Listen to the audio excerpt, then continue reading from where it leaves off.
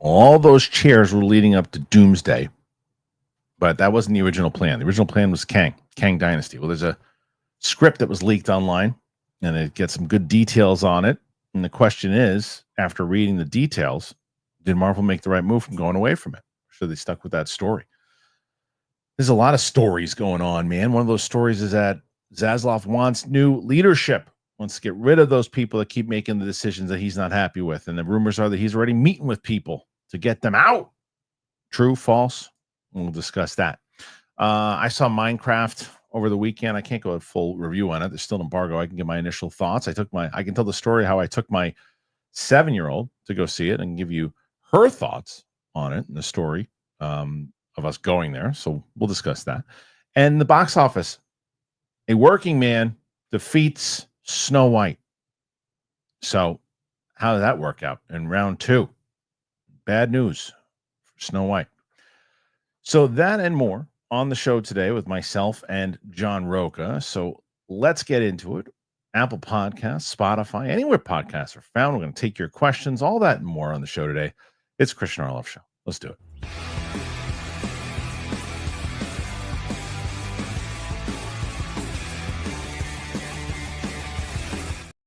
Welcome back, one and all, to the show. I appreciate it.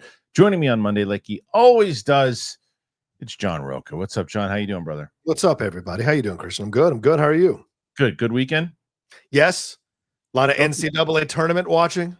Good. A lot of movie catching up on some stuff watching and, hanging out with the Lady Outlaw. So, yeah, good weekend. You? I finished Severance last night. Oh, good. Congratulations. Did you see it yet or not? I've never watched one episode. You didn't watch it, but you should love it.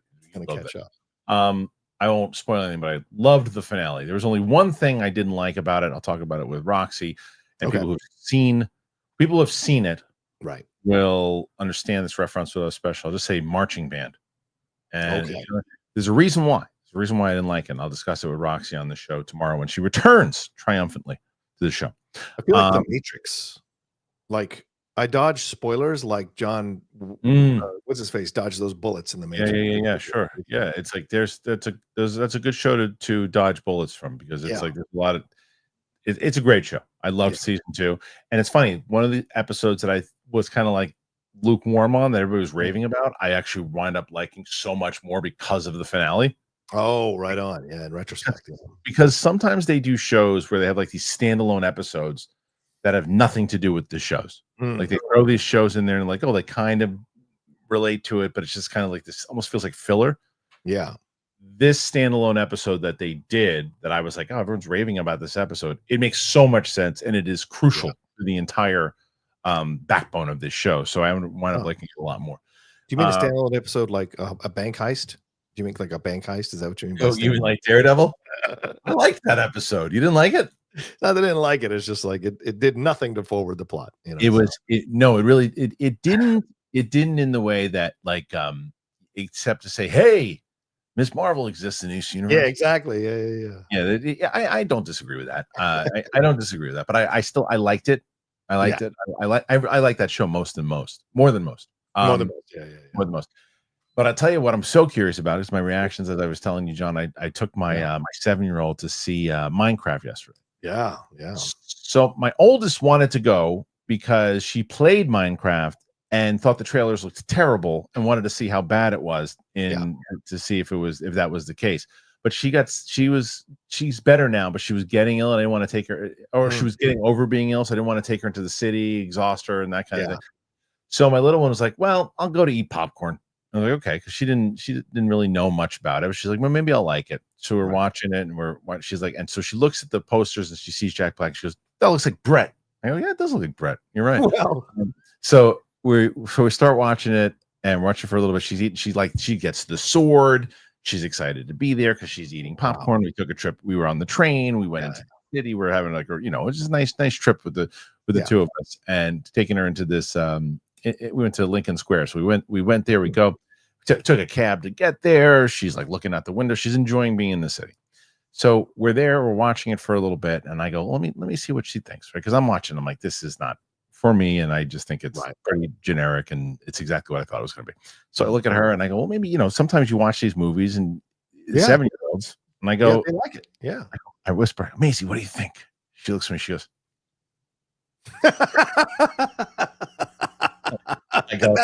and that's their demographic, by the way. That's who they're trying to get. I go, you don't like it? She's like, can we leave? I go, no, we can't leave. She goes, she looks, she goes, all right. Right. So she sits there, she finishes the food. She's like, she laughed a few times. She laughed a couple of times. And then I said, she told me some of the things that she liked and some of the things she didn't. And then I go, I was like, well, glad you stayed. She's like, it was the best answer in the world. I go, you glad you stayed? She's like, yeah, I got free popcorn and you got to make us some money. Yikes. I did my out of the theater reaction afterwards, so she saw me recording the reaction, so she's like, so she knows the out of the theater reaction today, and it did decent. Nice. It's just not a great movie. I don't feel like there's any buzz for this at all, and it's coming out this week. Now I think for Minecraft players, you'll get I think there's references and stuff, because when I got home and my daughter, my oldest, wanted to know how it was, and she started asking me questions about it, and things. She's like, oh, because in the game this happens. Like, well, that kind of happens, and I was like, and this happens. I was like, well, so I think that and I heard a bunch of people who played Minecraft that were in the audience were like, kind of like when a reference popped up, I'm like, oh, that must be something that is important to the game. So I think for Minecraft fans, they definitely, I think, were true to the essence of what the game was supposed to be. You know who I love, who I didn't like in this? Who? Momoa. Yeah, from the trailers, I could tell this was a completely miscast. I don't like him in this role because I know what he's trying to do. Yeah, but Jason doesn't have the skills fully as an actor to play a role like this to make it believable, especially in a probably not well done film. And I think that's more so what it is. He's got good comedic chops. On Saturday for certain things, certain things on comedic, and maybe this wasn't. He's playing this kind of this role where it's he was this video game champ like in '89, which I still don't know if the age lines up, but either way, and he's just kind of like this loser, but he's not like a lovable loser. He's just a dick. But and he's a loser who still hits the gym and grows his hair out and looks fantastic. Right. And that's the only thing that he does do, but everything else he's just kind of he's kind of a loser, down in his luck, but he's a dick. And I never really liked him. I never really got into I liked the girl from Wednesday. She was just had nothing to do. The woman from the Suicide Squad. What's her name? Danielle? Yeah, Danielle Brooks. Yeah. Love her. Underused. And it's like, anyway, the movie's forgettable. So but either way, I'll give more kind of a non-spoiler review when I'm allowed to do it. My people took care of me down here in San Diego. My publicists, they reached out to me and they were like, listen, we have a screening, but it's going to be chock full of kids and it's full theater. So we know you don't want to come. So we'll buy you Fandango codes so you can go on your own. I was like, thank you. That's nice. Well, that's nice. Yeah. So that was that was something. But I'm curious how it'll do in the box office. It's projected to be 55 for the weekend, but we'll see. Do you know what it is going to do, though? What is it going to do? It is going to end Snow White, is what it is going to do. It's going to end it. Snow White came in third. Third in week 2. Brutal. Box office results. Jason Statham's A Working Man, which I did see. Did you see that movie? I have not seen it. I'm going this afternoon. It's raining here, so it's perfect weather to go see a Jason Statham action. It really is. It's exactly what whatever you expect this movie to be, it delivers. Yeah. It is. It's what the Van Damme movies were in like the late 80s. Yeah, can't wait, dude. I love this. Jason Statham's Working Man overpowers Disney's Snow White. The Jason Statham action movie A Working Man overpowered Disney's Snow White at the domestic box office this past weekend. Look, very different audiences too here, but Working Man's directed by David Ayer opened up at 15.2 million in the United States. That opening isn't far off from Aaron Statham's 2024 action movie The Beekeeper, which made 16.5 during its premiere weekend. And don't be fooled. The reason this movie did that well is because The Beekeeper was a really fun guilty pleasure movie for people. Disney Snow White came in second place. I thought it was third. Maybe second. Yeah, just below. Was it? Okay. I thought Chosen did. Okay. Disney Snow White came in second with 14.2, which is a 66% drop from its opening weekend. Okay. I mean, 66. That's I was thinking 70 to 80, but 66 is not 100% great, but not too bad. Yeah. It's too bad when you don't have a good opening weekend. Well, fair. That's fair, but yeah, I thought it was going to dip much harder than that. Like, sure.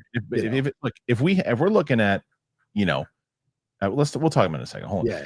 Faith-based movie, The Chosen, Last Supper, Part 1 beat out the rest of the newcomers as it beat out Blumhouse's The Woman in the Yard and A24's Death of a Unicorn. Warner Brothers Alto Nights, meanwhile, failed to crack the top 10 in the second week of its release, with its domestic total now only 5.5 million. They wish it was 35. Box office results, here's the top 10. Working Man at number 1, Snow White at number 2, The Chosen at number 3, Woman in the Yard at 4, Death of a Unicorn at 5. That's a pretty good number for that movie, with considering 6. Was that a re-release? Yeah, Princess Mononoke re-released this weekend. Yeah, made 2 million. Not too bad. That's real good.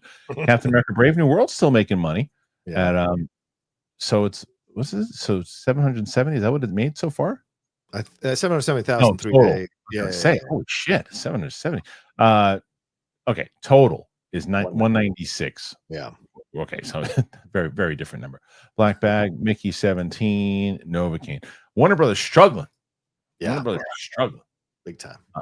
Right now. But maybe, who knows? Maybe with this movie coming out, Minecraft, they'll pick up a little bit. Okay, yeah. So going back to your earlier point, if Snow White would have opened with like 75, 80 million and then dropped, in week 2 when there was new competition coming out, I'd be like, okay, but this is a big, and considering the amount of money this movie costs, this is a major loss and failure for oh yeah, 100%. And it's not like Elemental, where it's going to like all of a sudden find legs and the loss will be less and less. It's very clear now with the 66% drop that the interest is almost gone here. And eventually, as you said, when Minecraft comes out, it'll explode.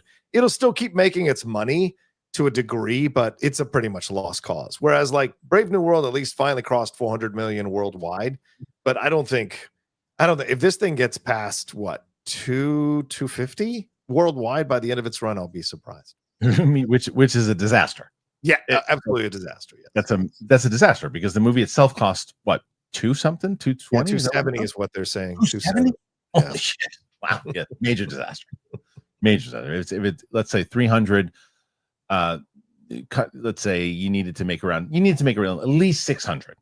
Yes, at least 6 to be happy. It's a 143 right now worldwide. Yeah, that's a problem. That's a big problem. And I heard you and Steph, and you backtracked a little bit, my man. On Rachel Zegler. Yes, I've changed. Yeah, my thoughts on this are evolving as more of this stuff goes along, and we're allowed to evolve, and of course. Like everyone else, and no matter how much people want to give us shit, that once we say something, that's it. We evolve, and so for me, as I've read more of this stuff, and as I've seen other people's articles and other people's points of views, I've kind of evolved on this whole thing, and now I'm in a place where like I think she knew exactly what she was doing. She knew why she was doing it.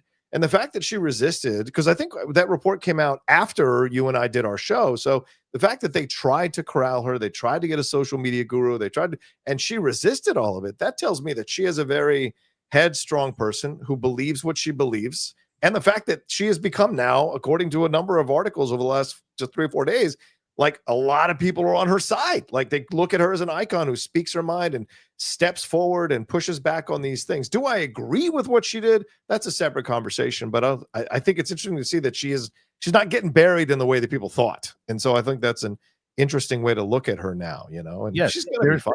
Yeah. So, well, I think she'll be fine in certain aspects. I don't disagree. I don't think I've ever disagreed that she didn't know what she was doing and she was staying true to her beliefs. Well, you were saying the media training, and the thing is, I think she's in a place where she believes she doesn't need the media training. She's going to do what she's going to do. Right, which is not, in my opinion, someone who is representing as we've talked about at length. Yes, correct. Right, $270 million movie. Right.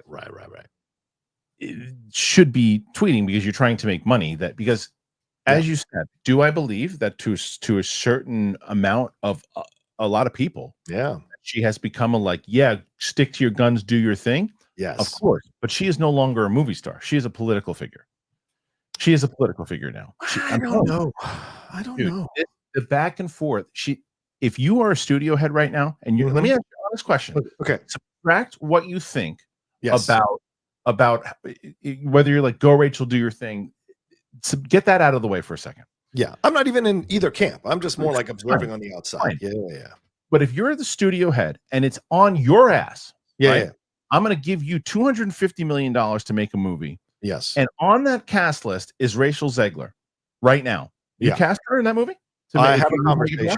I have a conversation with her. But it all depends on it all depends on what the role is, how big the role is, how important she is to the overall story that I'm trying to tell. But she's an incredibly talented actress. The fact that she's the only one I'm asking about it. I know. I'm telling you, make money right now. Yes. Everyone else that's out there. Yeah. I think you're full of shit. I think if I gave you $250 million and I said, you have to deliver on this movie. Yeah. I'm Bryan Cranston in the studio. Great show, by the way. Great show. Yeah. And I'm saying you got to make this. Here's your list. Yeah. Rachel Zegler is pitched as the number one. Yeah. You don't put her in the movie right now. You can't. Number one, you mean top of the call list? Yes. Is that what you're saying? Yes. Number one on the call list? Leading on her shoulders as you did with Snow White. What kind of movie am I doing? A $250 million movie. That's what you're doing. Is a $250 million movie that's a commentary on our society and politically oriented, or they don't make movies like that? They don't make $250 million movies. Tom Cruise used to be in them. Not 250. 250 million. You're making movies for everyone. So the answer you just answered, no, you do not put her in the movie right now. I think it all depends. Let's say ever right now. Look, Kristian, we wouldn't even be having this conversation if Snow White was a good effing movie, but it wasn't a good movie. Look, Wicked made $400+ million, and both Cynthia Erivo and Ariana Grande came out with pro-Palestine stances. So it really is about the fact that it's got to be a good movie. Now, do you take a chance on her? I would have to say no. I don't take a chance at this point. But 3 years from now, maybe 3 to 5, I may be taking a chance. I'm talking right now. Yeah, right now, I would not take a chance on her right now on a big studio production movie. Agreed. I talked about it on my other channel today. Yeah. There are things that everyone thinks is the most important thing happening today. And in a month from now, no one cares. Right? Yes. I think, but here's the thing, though. If we're talking 3 years, you're just like, okay, look, the question for Rachel Zegler is, does Rachel Zegler want to be a movie star? Or does she want to be someone who's making statements? And if you're making statements and you're doing that, you can find, like, as I've said many times over, to find the audience, you can find your audience that's going to support your films. And like you said, I'm doing a $20 million film, a $30 million film. I put her in every single Broadway play that I'm doing. I'm putting her in. 100%. Okay, let me ask you a question then as a counter. Do you think Sylvester Stallone is still a movie star? To lead a $250 million movie? No. No, you don't think so? Okay. No. Okay. $250 million? No. Hell no. Okay. Do I still think he's a star? Yeah. I mean, look at Tulsa King. The Tulsa King proves that he is still a star. Yeah, that's a TV show, right? It's not theatrical. I just said a star. I just said a star. Correct. But he's still running a budget and he's still holding a budget. He's still got to get rated. He's outspoken politically. He's out there showing up and doing things that he's doing. I'm not doing $250 million on him. No, that's fair. That's a fair point. I don't. He's making movies. Guess what? His movie, he co-wrote A Working Man. Yes, I know he did. Yes, I know. And the second one is written for Statham. Yeah. And it's also it's funny how it's kind of switched too. That outspoken in the side of the aisle that he's on, not too many people are going to say, well, I'm not watching because he's talking on that side of the aisle, because he's still saying it seemed to like kind of shift a little bit. It's the people, but those people aren't leading $250 million. No, 100, 100%. 100%. What I'm saying, Zaslav gets his way, but maybe, but like there's so much that is on the line when you're doing anything over 150. You got to play ball. You got to play ball, and you got to, like, you can be outspoken, you can do whatever you want to do. No one's trying to quiet you down. But if you are going to be representing our movie, you got to represent everybody. You just have to. So then you would say that you agree with the Gina Carano situation. You agree because she was outspoken politically that she should have been let go, right? So I feel the same. My thing is this: it's consistency on like the question is, are you asked by the business you are working for to not do this? And both of them were. And she was. Both of them were. Yes. They were both asked. And Ziegler did not get fired. But they were both asked repeatedly. Right. Hey, can we tone this down? And they both said, no, I'm doing this. And you are allowed to do this. You are. You are, of course. You're allowed to have consequences. Yes, 100%. I don't disagree with you on that. Yes. And Rachel Zegler's consequences are that she's becoming maybe very liked by one side. She's becoming extremely disliked by a lot of people. Yeah. Like constant videos and Instagram. My freaking Instagram is every time I see something, someone talking about the empty theater she's doing stuff from and this and that. It's like enough. I didn't want to even cover this today, but it's relevant because it's the box office and there are things, and it's like, and it just has become, movies unfortunately have been caught in the crosshair of the political strife that this whole country is in. We're all in that place. We used to say, please keep politics out of this or that, but brother, there's nothing. Everything, it is permeated into every section of our world, whether it's video games, kids' TV shows, big studio films. Everything is political nowadays, and it's a shame you can't just enjoy stuff, but everything is political, and how it's approached or how it's dissected or how it's interpreted. And there's a lot of bad faith actors who install political stuff into their interpretation so they can keep making money, and that's unfortunate. And I hear you about the Rachel videos, but those people are doing that so they can keep the hate going, so they can make their money off of that hate. Some of it manufactured, some of it real. But I think she's a young 23-year-old woman who's very clear about what she's doing. She's going to be outspoken, and she's going to be a star of films. May not be the $250 million films, but she is trying to create a new movie star that is outspoken and is willing and is talented enough to carry films. May not be the 250, but she is going to create and forge her own path. And no matter what all these guys, these pimply faced, large dudes are crying about on the internet, she's going to keep doing what she's doing because she's so supremely talented and undeniably so. And I think that's going to piss those guys off even more as she achieves more success. And I guarantee you, the cycle will come around where people will start appreciating her all over again. I don't disagree with you. I don't disagree with you that there is that section of people that are just going to hate, but I also think there's also people who are just like annoyed by it, and enough is enough. And like, I'll tell you, I fall into that camp sometimes when I'm just like, when I hear her, and I'm like, listen, I get it, but this is not the time. Like, it's the same way with the Oscars for me. I tell you that. It's like when someone does a speech, when they've won, something at the, I'm giving an example, like the MTV Movie Awards, and they win, let's say they win they win an award for Best Kiss, and they're given, and then they go into a freaking political thing. Yeah. What are you doing? What are you doing? It's like, on your own spare time and your own, I always tell people, if someone tweets about something, you're like, what are you doing? I don't follow you for that. Then don't follow the motherfucker, because that's what they're allowed to do that. They're allowed to do it. It's their personal thing. Anyway, we're gonna run around in circles on this thing. But I think it's good to have a healthy discourse about it and talk about it. So, and we've done so. So yeah. All right. Before we get moving on, because we have this story about the Avengers, Kang Dynasty, I want to get into. I want to talk to you guys. As I said, I appreciate you every week, every day. I tell you about our sponsors and how important it is for our sponsors to get purchased. Why? Because they support the show, and you guys get great stuff. So I'll tell you about two of them right now. You're going to love it. Here you go. Leaving a 3% or no gold your annual Y on your cash in non-retirement accounts.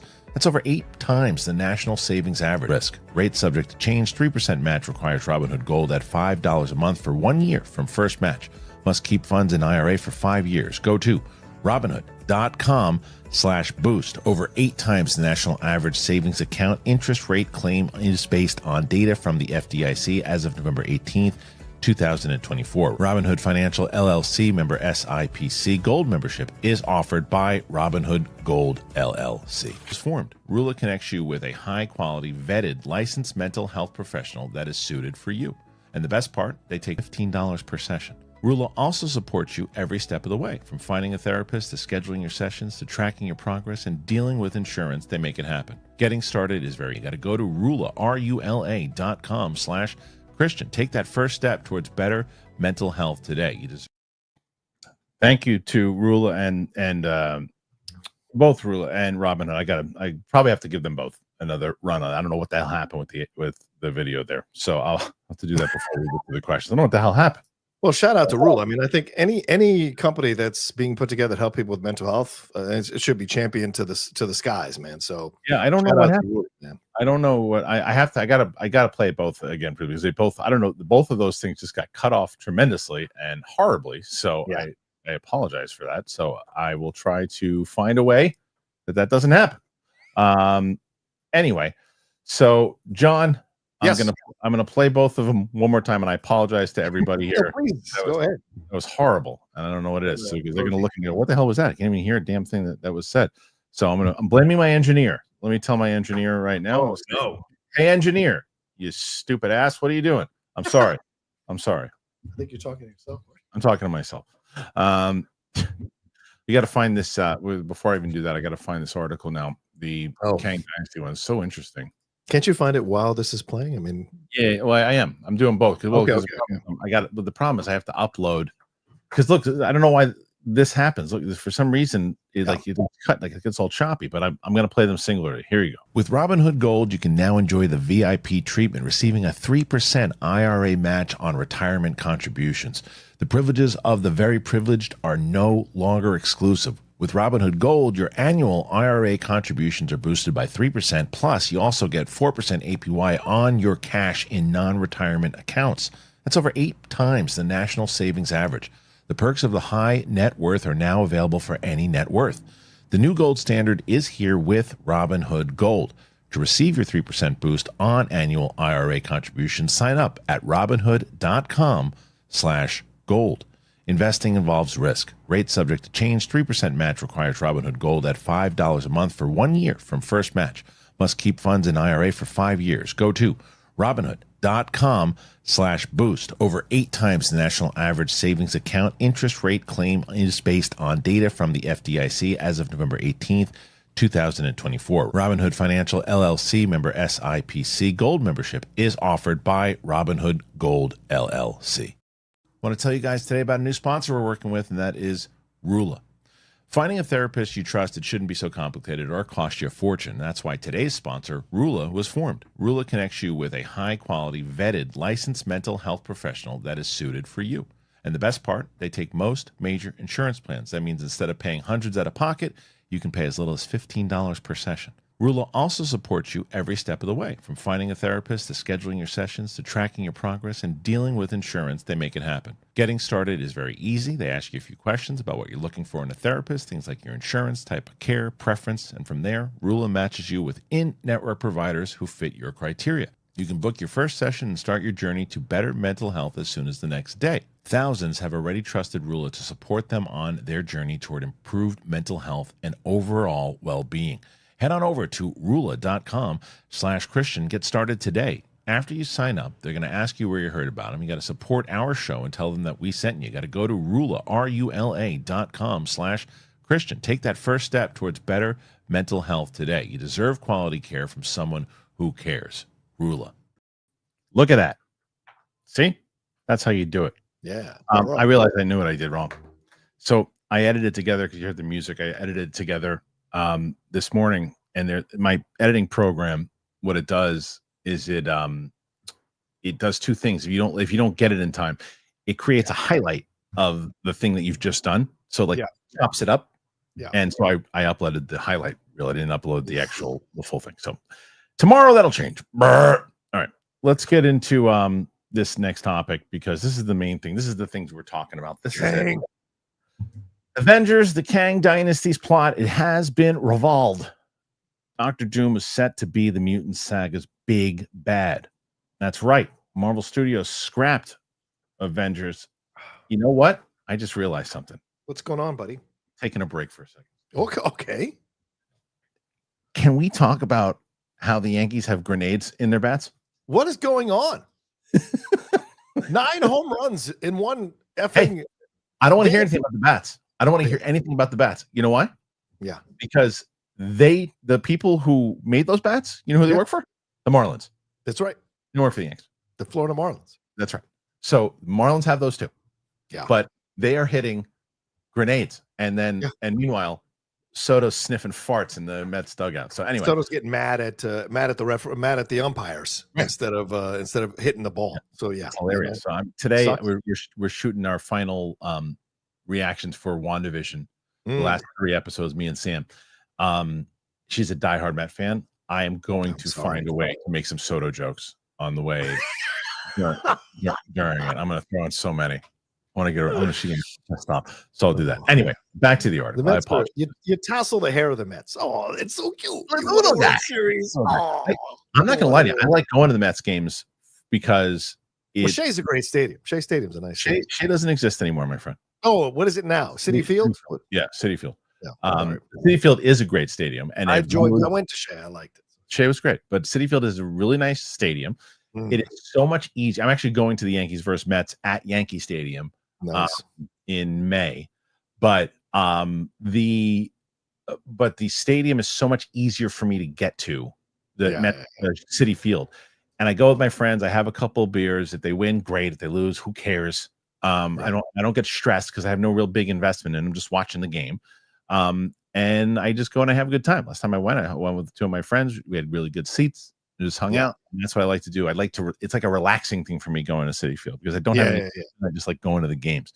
But I'm to really lock in when I go in May. So anyway. Yeah. It's nice to be going to the Dodgers games. I feel Winston loves the Dodgers. He's a big fan. Big fan, Winston. big fan. He's his number one team. Marvel Studios scrapped the Avengers of Kang Dynasty instead to focus on Avengers Doomsday, and some new details about the original plans for the Multiverse Saga conclusion have finally been revealed. Okay, at the San Diego Comic-Con in 2022, Marvel Studios announced plans for Avengers, the Kang Dynasty, and Avengers Secret Wars. Even before Jonathan Majors' issues, the studio was what the fuck was that? Keeping Kang as the Multiverse Saga big bad. Why? Well, Ant-Man and the Wasp, Quantumania, was a critical and commercial disappointment. Reliable insiders have claimed that Marvel Studios was taken aback by the response, and it seems it shook them enough to wonder if Kang was the wrong villain to be focusing on. Okay, so since then, a lot has changed. Charting the chaotic productions, where is it? Both movies is no easy task, but the Kang Dynasty's director, destined Daniel Cretton, is now helming Spider-Man 4, and neither Michael Waldron nor Jeff Loveness are attached to write either movie. Instead, Avengers Doomsday and Secret Wars have both been rewritten by Stephen McFeely and will be helmed by Avengers Endgame directors, the Russo Brothers. We've previously heard the plan for Avengers: The Kang Dynasty was to pit Earth's mightiest heroes against the Council of Kangs, but some additional details have been shared today by the Cosmic Circus's Alex Perez.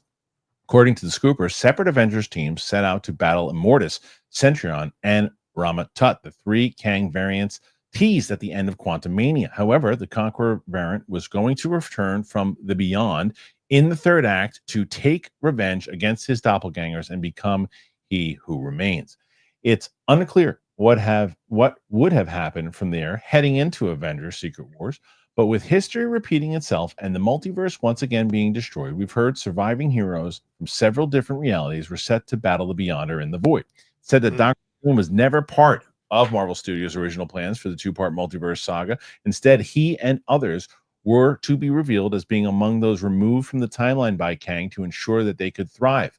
However, once those variants had been defeated, Doom was teased as the evil they were trying to keep at bay with their actions. Perez adds, now you're going to get the aftermath of what basically would have been the next saga, but with Doom at the forefront instead of Kang, mixed in with a couple of ideas from previous scripts. So, had things played out differently, Doom was set to be the Mutant Saga's big bad and likely had a lot more screen time before debuting. It's always interesting to think what might have been, but it's doubtful that Loveness and Waldron were the right people to pull this ambitious story off. While Loki did a great job of setting the stage for Kang, many regular movie viewers don't want to watch the MCU TV show, so relying on the Ant-Man threequel to get people interested enough is seeing all these Kang variants go to war. That was going to be a big ask. Okay, so huge article here in general. Yeah. What do you make of all this? I mean, I think it's an interesting idea. I love a lot of the ideas that were put out here. It sounds like this would have been a phenomenal movie if they'd pulled it off, because you're going real deep into the cuts here in Marvel lore, right? Not for the comic fans, of course, because we've all read this stuff and know this stuff, but like for the general public to be introducing all these different Kang variants, which, by the way, we enjoyed, right? The Kang variant in Loki season 2, the Kang variant in Ant-Man. I thought he was the best part of that Quantumania movie. So Jonathan Majors' talent was really something. They had a massive foundational pillar into the ground, like an old oak tree. They were going to use those branches that were really strong because Jonathan Majors is a phenomenal actor. So they wanted to give him all these different characters to play. He's like Flo from the Progressive Insurance. Like there were going to be multiple different versions of Flo, just like there are multiple different versions of Kang going to be in this movie. So I like the idea and I like where they were going. The fact that they weren't planning for Doom to be the mutant thing makes a lot of sense why they moved it in the way that they did to try to kind of make up for Kang or Jonathan Majors not being able to come back. So for me, there's a lot here that is exciting to consider, exciting to look at. It would have been fun to see, especially the Beyonder stuff. That is so surprising. But I wonder if they would have been able to pull it off, considering some of Love Ness's scripts that I've read or watched, right? In his so I think it was a great, ambitious idea. I just don't know if they would have been able to pull it off with that team. It might have been too damaging. Yes, it might have destroyed the Marvel universe for the most part. Yeah, because the problem was it's not like one of these things where like, okay, we have such a great plan. Like imagine if this whole Jonathan Major situation would have happened, during like the height of phases 1 through 3. Right. Then it's like, oh, they had this whole plan. It was all set up and they had to go this way when they really wanted to do this. It was like, yeah, they were going to do this, but we don't know if it was going to work out because like they couldn't really get anybody to invest in this. I do love the idea that version of Kang that we saw in Ant-Man Quantumania becomes He Who Remains. I love that. Yeah. Right. Like, the way that time works. Sure. And then all of that and the idea that Doom was going to be the X-Men big bad. Let me ask you this, because they say in here, well, he was going to have more screen time. The Russos are still going to be doing the X-Men and everything else too. Yeah. I don't think Doom's going to die in Secret Wars. I think he's going to go away. That's been hinted at already, right? That like there's a lot of speculation that he's not coming back just to do these 2 movies. That he is coming back to be a bigger part of the phases going forward. And if he's going to be the big baddie versus the mutants, which makes a lot of sense if you know your Marvel comic books history. That's an exciting thing to consider. But these are the same guys who did Electric State and a lot of these crappy movies. So they also did be able to pull it off. Wait a minute. They did Civil War. They did Endgame. They did Infinity War. Whatever. It's like they know what they're doing when it comes to Marvel. I don't buy the outlaw in 2019 ain't the outlaw in 2016. Things change, things happen. I'm just saying, you're not as strong as you were before. You're not winning as many matches. Maybe they're not directing as many great films. I'm just saying, it's something to be concerned about. I saw one of the super chats. Someone actually asked about them. So I'm going to save that. Okay. And speaking of which, you're currently at 40 questions already. It's pretty good. 40. Thank you. 40. That's damn good. So we're going to see if you can set the week. I don't think anyone's ever going to touch what Winston and I did on that 5.5 hour live stream. It shouldn't have counted. That shouldn't have counted. Of course it did. Of course it did. And we should get equal time. 5.5 hours every day. You want to stay here for 5.5 hours? No. No. Anyway, so we also weren't on together for 5.5 hours. I did 2 up top, and he did 2 up top. Then we finished the stream together. But there's another story that is a lot of people are discussing. Wait, what did you think about it? You haven't said what you thought about it. Do you like the idea? Do you like the Kang variants? Do you like all that kind of stuff? What are your thoughts on it? I mean, my thoughts are pretty much what I said there. I just don't think they would have pulled it off. I don't think that anybody would have cared as much because exactly what they said in the article, to be honest, is that Quantumania didn't lock you in to Kang the way that you should have. He should have been. He was more devastating and more intriguing and mysterious in Loki season 1 than he was in any of that movie. He wasn't scary at all. He got beat up by ants at the end of the movie. He carried off, and then a bunch of bad CGI versions of him at the end. You're going, you don't really care as much, So then to lead that into, you could have made him in the same way. You could make him devastating and try to figure that out, but I don't know how they would have done it. And I think it might have just gotten a little convoluted. I got a little lost and bored in that description of when I was reading it. That's what I'm saying. It's a lot. It was a bit of a lot. It's a lot. That's what. But I think that what I will say is from reading that about Doom. And what they're going to do with what they were going to do, that Doom essentially was the evil that these guys were all trying to keep at bay. The fact that he was that scary that they were all trying to keep him at bay Yeah. He's going to be the most devastating thing that we've ever seen. He has to be. He's got to be. He's got to kill a bunch of people. I said this to, let me ask you the same question I asked Hoy and Winston. Okay. What percentage do you think that how much are we going to see Robert Downey Jr.'s face in Doomsday, and how much of the mask are we going to see percentage wise? Oof. I mean, it's called Doomsday, so you're going to see him. You're going to see him. The question is, are we going to see his face, or is he going to be in the mask? I think the mask doesn't come in till later in the movie. So how much face do you think we're going to get? You think you're going to be like, what, 75% face, the rest mask? How much of the percentage of the movie do you think he'll be in? I don't know. Let's say it's called Doomsday, so he'll probably be in a good amount, but from the amount of time that we see him, I will say 70 to 30. I think 70% will see his face. 70% of the time we'll see his face. 30%. No, screw that. 80-20. 80% of the time we'll see his face. 20% we'll see him in the mask. So I have the same numbers. Oh, okay. But the opposite way. You think 80% the mask? I think for the first movie, Doomsday, I think he's in the mask for 80% of the movie. I think 20% is his face, because it's called Doomsday. Yeah. You need to be terrified in the way that you were terrified. The Russos are big Star Wars guys. Yep. Vader was just terrifying behind that mask. You never saw his face. Didn't need to see his face. I don't care who's behind the mask. Downey's not going to have that ego right now because you're paying him, and you're paying him a lot. You want me in the mask the whole time? Sure, fine. When do I show my face? Not until the next movie, really? Okay. And Secret Wars, the comic books, one of the few comic books I remember, mask comes off. Yes, true. It's true. So that's what I think. So I'm going pretty high that I think that he's going to be in the mask for the majority of it, in order to because you also want people to not associate him with Tony Stark. Right. You want him in that mask. See, I see your logic, and I totally understand where you're coming. And I guess I'm coming from the reverse, where I'm like, you want to convince the audience by Robert Downey Jr.'s acting and his face and the changes that he is this Doom, so that when he puts the mask on, that's what you're seeing when you see the mask. And so when you go into Secret Wars, you're already invested in what he's going to be. But I think it could go either way, but either way, they've got to get it right. Yeah, I agree. They have to get it right. If he's not intimidating, then it's irrelevant either way. Mm-hmm. So, all right. Another thing, I know you guys have been covering this for a while, and you might have. I mean, I know you've been talking about it on the hot mic for sure. Yeah. This is a big story, man. Warner Brothers completes the worldwide sale of Coyote versus Acme. This was a big story going around on a movie that everybody loved, that worked on it, and people were talking about, you got it. And then they just had this Looney Tunes movie that came out. People really enjoyed it for what they saw.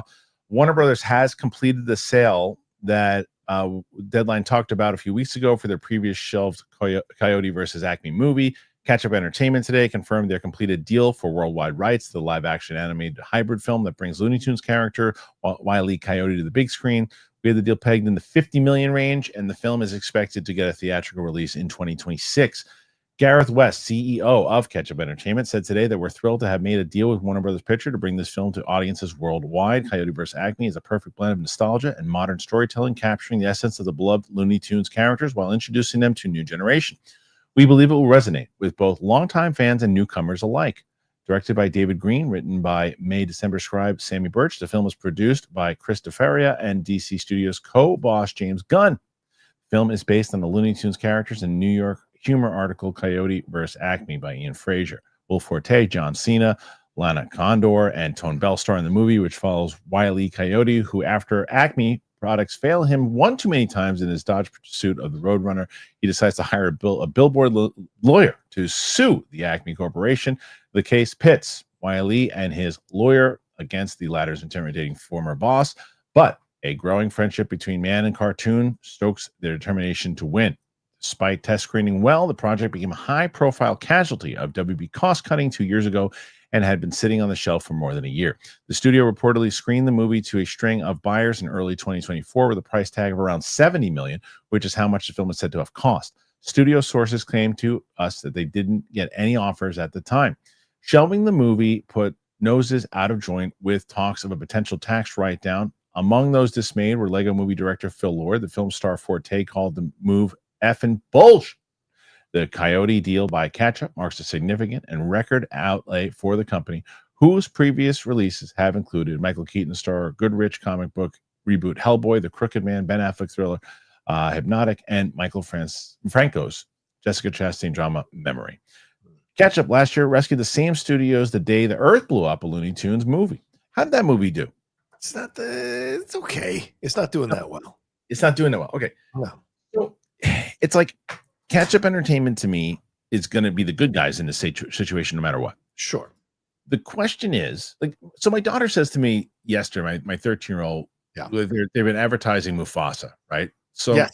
My daughter says to me, she goes, you know, I think people would have cared more about this movie if it was in 2D like the original. Mm. And I said to her, I was like, maybe, but it wouldn't have made as much money.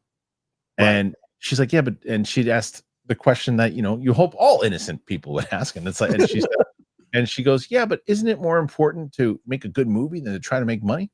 And I'm like, yes, but, you know, and it's like that movie, Mufasa, ultimately went up to make a lot of money, right? Yes, it really did.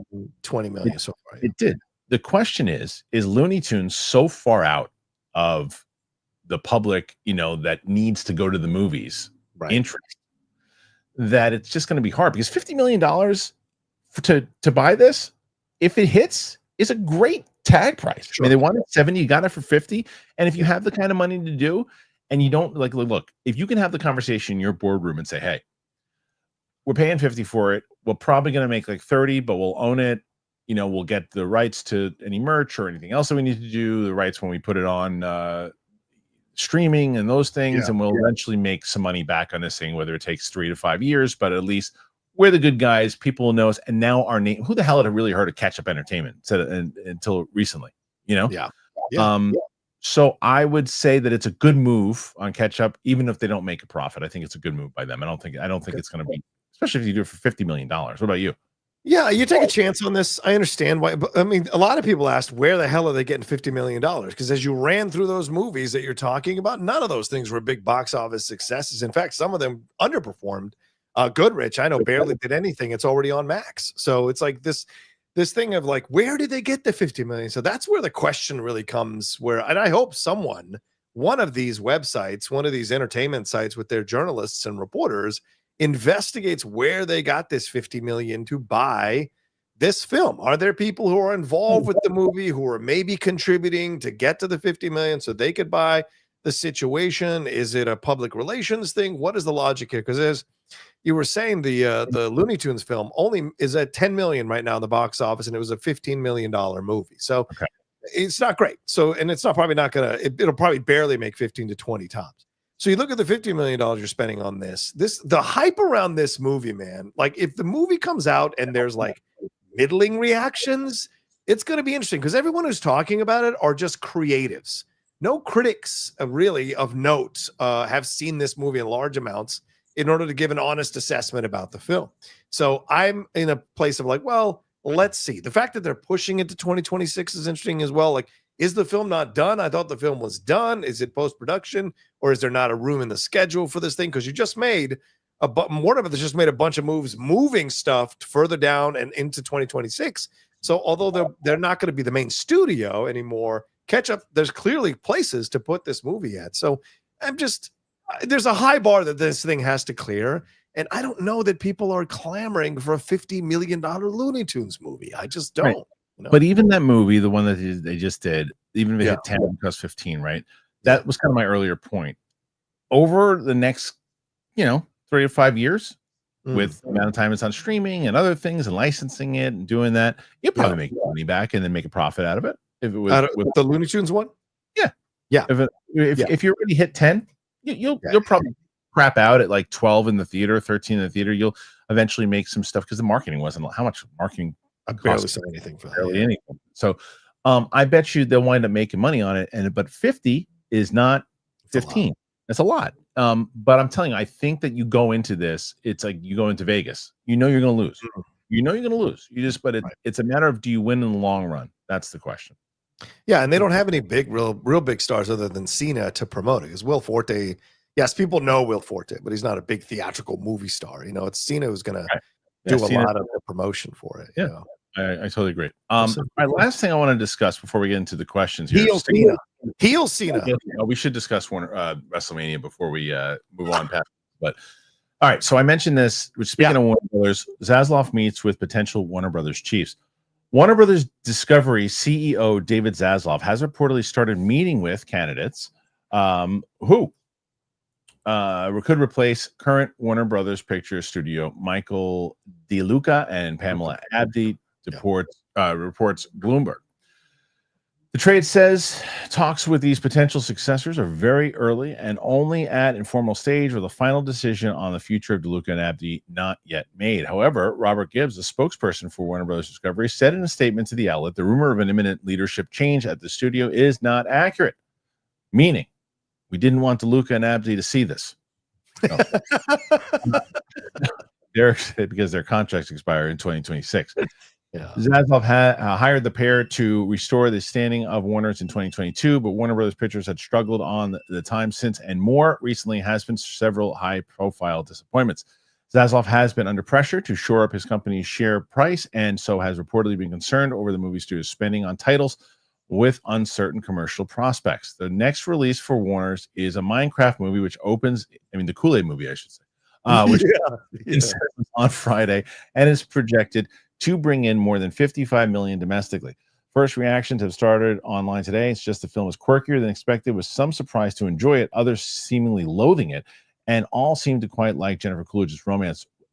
See, I didn't like that, and I'll tell you, Warner Brothers are set to showcase the 2025 films. That Jennifer Coolidge thing was so out of left field and is so unnecessary, and it's hilarious because we're sitting at dinner last night, and my 13-year-old says to my little one, I wish I had one recording. She says, Maisie, what was the biggest cringe moment from it? And she's eating her meatloaf. She goes, what's cringe? And you're like, cringe is embarrassing, like you don't really want to watch it. She goes, like she knew immediately. She's like, oh yeah. She's like, the lady and the Minecraft character, like they love each other. It was weird. Goes back to eating her meatloaf. It was the best. I agree. Totally agree. Anyway, back to this. I don't know why I put this stupid thing. Zaslav is, I think, two things here. One, frustrated. Yes. And, basically over losing money, and also panicked and unsure and desperate. Yes. But I do think it's time for DeLuca and Abdi to go. Like, they've made some really bad decisions. Well, I think the most recent thing you saw with them, as I mentioned just a few minutes ago, Warner Brothers pushing a lot of the Michael DeLuca, Pamela Abdi content to later in 2025, or the bride moved to 2026, because there was a report on from Kim Masters over there on Puck News breaking down all the problems that were going on behind the scenes with all of those movies that were greenlit with these high budgets, and that DeLuca apparently has trouble saying no to these high budgets for these avant-garde artistic filmmakers. Now, some people who exist in some Fantasyland, Candyland existence where they're like, well, it's Paul Thomas Anderson. Of course, you give him $130 million. It's nonsense. You have to look at the reality of the business, the reality of their box office totals, and adjust accordingly to what you give them to make a film, because then you raise the expectations. And you go, a Paul Thomas Anderson film that's $130 million with DiCaprio playing some kind of 80s revolutionary? Really?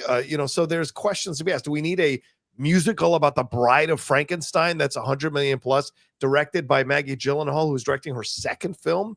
It's just these questions come around on all of this stuff, and you start to get concerned. Plus the Batman Part 2 stuff, which they're in charge of, Abdi and DeLuca. That's not James Gunn.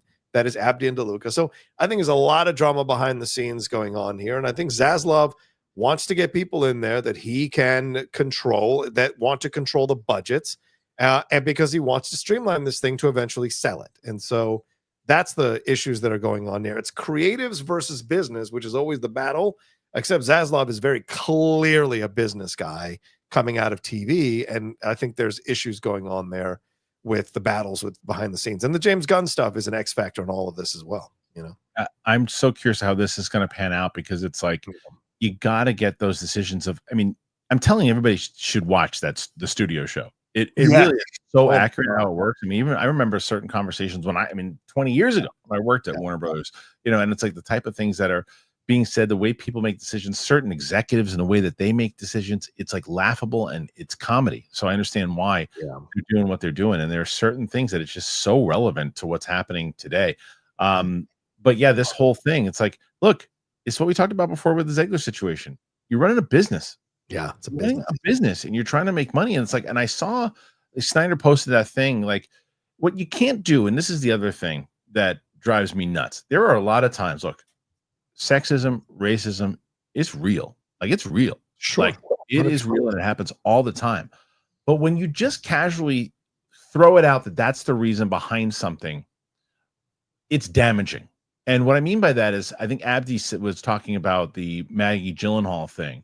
And she said like, oh, it's funny that there's male directors that have had their first movie hit and then the second movie, they got 100 million. Why doesn't she deserve it? That's not what people are saying. It's not because she's a woman. It's because what did the first movie do? Like, here's an example for you. You know who got a big budget after her first movie? Or maybe after her second movie was Greta Gerwig. Yeah. Earned. Yeah. It's nothing to do with being a man or a woman. Got nothing to do with it. You can't say that stuff because you're challenged. Come up with a better thing. That's not why. There's no one saying that. You're 100% right, brother. I have to say, I used to be one of these people that absolutely was like, yeah, it's this, yeah, it's that. But like, as you spend more time over the last few years, when more opportunities have been available for women, for people of color, yes, it's not anywhere near where it was, where people would like it to be, but certainly there have been a lot. We also have to remove this stigma of like anytime a woman fails or a person of color fails or a black person fails, it's racism. Or gets criticized, it's racism. No, sometimes you gotta, if you want to create a world where everybody is equal, then the criticism must also be equal. And if you're not criticizing because they're a woman, or you're not caking it in that, what we're talking about, read between the lines, racism, sexism, with those certain buzzwords, then you got to look at the criticism honestly. And I think that is a valid thing to question, why the hell you're getting 130 or 100 million dollars for a musical about the Bride of Frankenstein that stars Jessie Buckley, who I love as an actress, but hardly anybody knows as in terms of a big movie star. So there's a lot of questions, and I think it's wrong. But equality is being criticized equally. Like it's 100%. But you just said it there, right? It's like there's like marketable things that you have to make as an executive. If I'm Zaslav, I'm going, okay, wait a minute. Why are we doing $100 million here? And she did this, she did that. I was like, great, but how are we going to make that money back? That's like any business that you're going to do, whether it's movies or anything. I'm giving you $100 million, but how are we going to A, make that money back? And B, how are we going to make a profit on that? Right. So if I'm giving this to you, this is what I'm doing. How do I do that? And well, they deserve it. I don't give a shit what they deserve. How are they going to make me money if I'm giving you the money? Like, and we're not playing with just, well, it's the right thing to do here. We're playing with, can we do the right thing and make money? Yeah. That's what you have to do if you're running a studio. So to say like, well, we're going to put so-and-so in the movie. Like you and I have talked about it many times. Yeah. Movie stars themselves don't necessarily buy the tickets, but if you have a premise and an idea or an IP or something along the lines with a movie star in it, you're going to elevate your product. So there's a big thing in the studio. This, have you seen, how many episodes have you seen? Oh, I finished the whole thing. Okay, so I've seen 2, and the one that I've seen is like, so essentially, Martin Scorsese movie. Puts a particular actor in there that's a great actor. Yes. A great actor. Yes. But they want to go with a lot of money with this budget, and they go, well, wait a minute. And Catherine Hahn is the marketing person. She's like, how in the world are we going to make money if it's that person? We're not talking about how good of an actor the person is. How are we going to sell it? And if you're giving you $100 million, you've got to give me a way to make my money back. Yeah. It has nothing to do with penis or vagina. It has nothing to do with that. I know. That's the thing. People, some fans and some people who are, watching and reading all this stuff, they live in this idea that movie studios are black box theaters that are taking a chance on a one-person show and they should give them all the money. It's like, no, there's a reality here that you have to deal with. And it's a case-by-case basis, by the way. That's really important to remember as well. There's no blanket statement on any of this. It is who's involved, who's starring in it, what's the subject matter of the movie, and how quickly can I get it done? Are there going to be cost overruns? And do I trust this director to do with it. You don't see Greta Gerwig get in Narnia. I think is the biggest thing she's going to do budget wise because she earned it. Right. She made $1 billion with the last movie. Exactly. She earned it, and look, she built up, and she had a pitch for Barbie, which Barbie was going to spend that kind of money anyway. So we bring in Greta Gerwig because they were going to do a separate Barbie movie with Amy Schumer. They decided not to go that way. It's a very smart idea. I agree. Yes. And they decide to do it in a different way. She comes in, she pitches the idea that they want to do this. Okay, we had a big budget for it. She's like, well, I need this. Okay, we hired you. You're on. You did your last movie did good. We think you're a really good director. You got the gig, and you have $120 million or whatever it is. Earned. Right. Anyway, so there's a lot to be said, and I think that's the kind of and if I'm Zaslav and I see that is the answer that you gave in the trades. It's another reason for me to go, okay, let's find somebody else to do this because this person her and DeLuca, they're unraveling right now. They're unraveling. I think they're already playing for the next job they're going to have because Zaslav is a very well-known right winger. And if you want to start playing the identity politics with him. Hold on. Let me just say, I didn't say that Barbie was going to make that money. Barbie was going to have that budget regardless. Right. Because of Mattel, and it's a big. Nobody said it was going to. Nobody knew it was going to make that money, and nobody thought it was going to be. They knew the budget they were going to have. So maybe they were referring to someone else and not me. I don't know. But that's Maggie Gyllenhaal. The Lost Daughter made $703,000. Okay, that's the. The budget was $5 million. It made $703,000. So it underperformed. Right. It got a nomination for Olivia Colman, but it underperformed. The Lost Daughter. Right. Right. So that's the thing. So you're going to hand her $100 million. And I think that's where Zaslav, in a way, is like, wait, these creatives are getting a little out of control with or these execs with handing the money to these creatives. We got to pull this back if I'm going to make any money because I can't keep operating at a loss, Yeah, 100%. So look, a lot of great topics here today. Yeah. Make sure you're already making your thoughts known. We already have 55 questions we're going to get to. Let's go. So many. Thank you guys so much. Really, really appreciate that. And make sure that you comment, whether you're watching on the replay, whatever it might be. We're going to be clipping this show out from now on. And I want you guys to go over to the Kristian Harloff Clips channel. Make sure you head on over there because you can, if you'd missed the show, you can go and check out the clips that we're going to be doing. So we have that coming up. I said I wasn't going to do it this week because I figured we'll do, last week I made my last ditch effort. I'll do one more week. Really trying to keep trade. I give him this is another spot trade gets for free because I want to keep him on. If you get trade, you get him out. Put the link in the description. You get trade, we'll keep him on. Get yourself some coffee. Come on, you guys love coffee. You see how hard I'm trying. I have been in absolute heaven with Trade Coffee being back. I have their new mug that they gave me. Got a whole big bag of coffee that I've been whole beans. Oh, I love Trade Coffee. It really is just legendary. So if you don't have it, you should, because for me, I have a familiar routine. Coffee for me is the first thing in the morning. It is what I need to start the day. I need those cups. I have 2 cups in the morning, and I have my whole bean from Trade, and I just love it. Coffee is important to me. Trade is the #1 U.S. specialty coffee marketplace. It brings you fresh coffee from over 50 country's top roasters. Trade's experts have taste tested thousands of coffees to curate over 450 amazing roasts. Whether you're new to coffee or you know your favorites, they'll handpick the perfect coffee for you. You just take their quiz, and in under a minute, they'll match you with your perfect coffee. If that first bag isn't quite right, no problem. Trade replaces it for free until they nail it. And trust me, they're going to nail it. Their prices are on par with grocery store brands, but the quality, next level. Plus, you're supporting your local roasters. It really is a win-win. There's a dark roast that I really like. I love the way it smells. And even Mike Kalinowski, who doesn't even drink coffee, he just misses being in the LA studio to smell Trade Coffee. And the beauty of this right now, Trade is exclusively offering our listeners 40% off your first order at drinktrade.com/Kristian. It's that easy. Drinktrade, TRADE.com/Kristian for 40% off your first order. Drinktrade.com/Kristian. You will get this. You will thank me and let them know that I sent you. Trade. I'm really hoping that this is working to get them back, because if they say, we still haven't sold any, I'm just like, and that's it. I'm still going to drink them, and that's it. But if we don't get them back, we don't get them back. There's only so much I can do, John. Yeah, I know.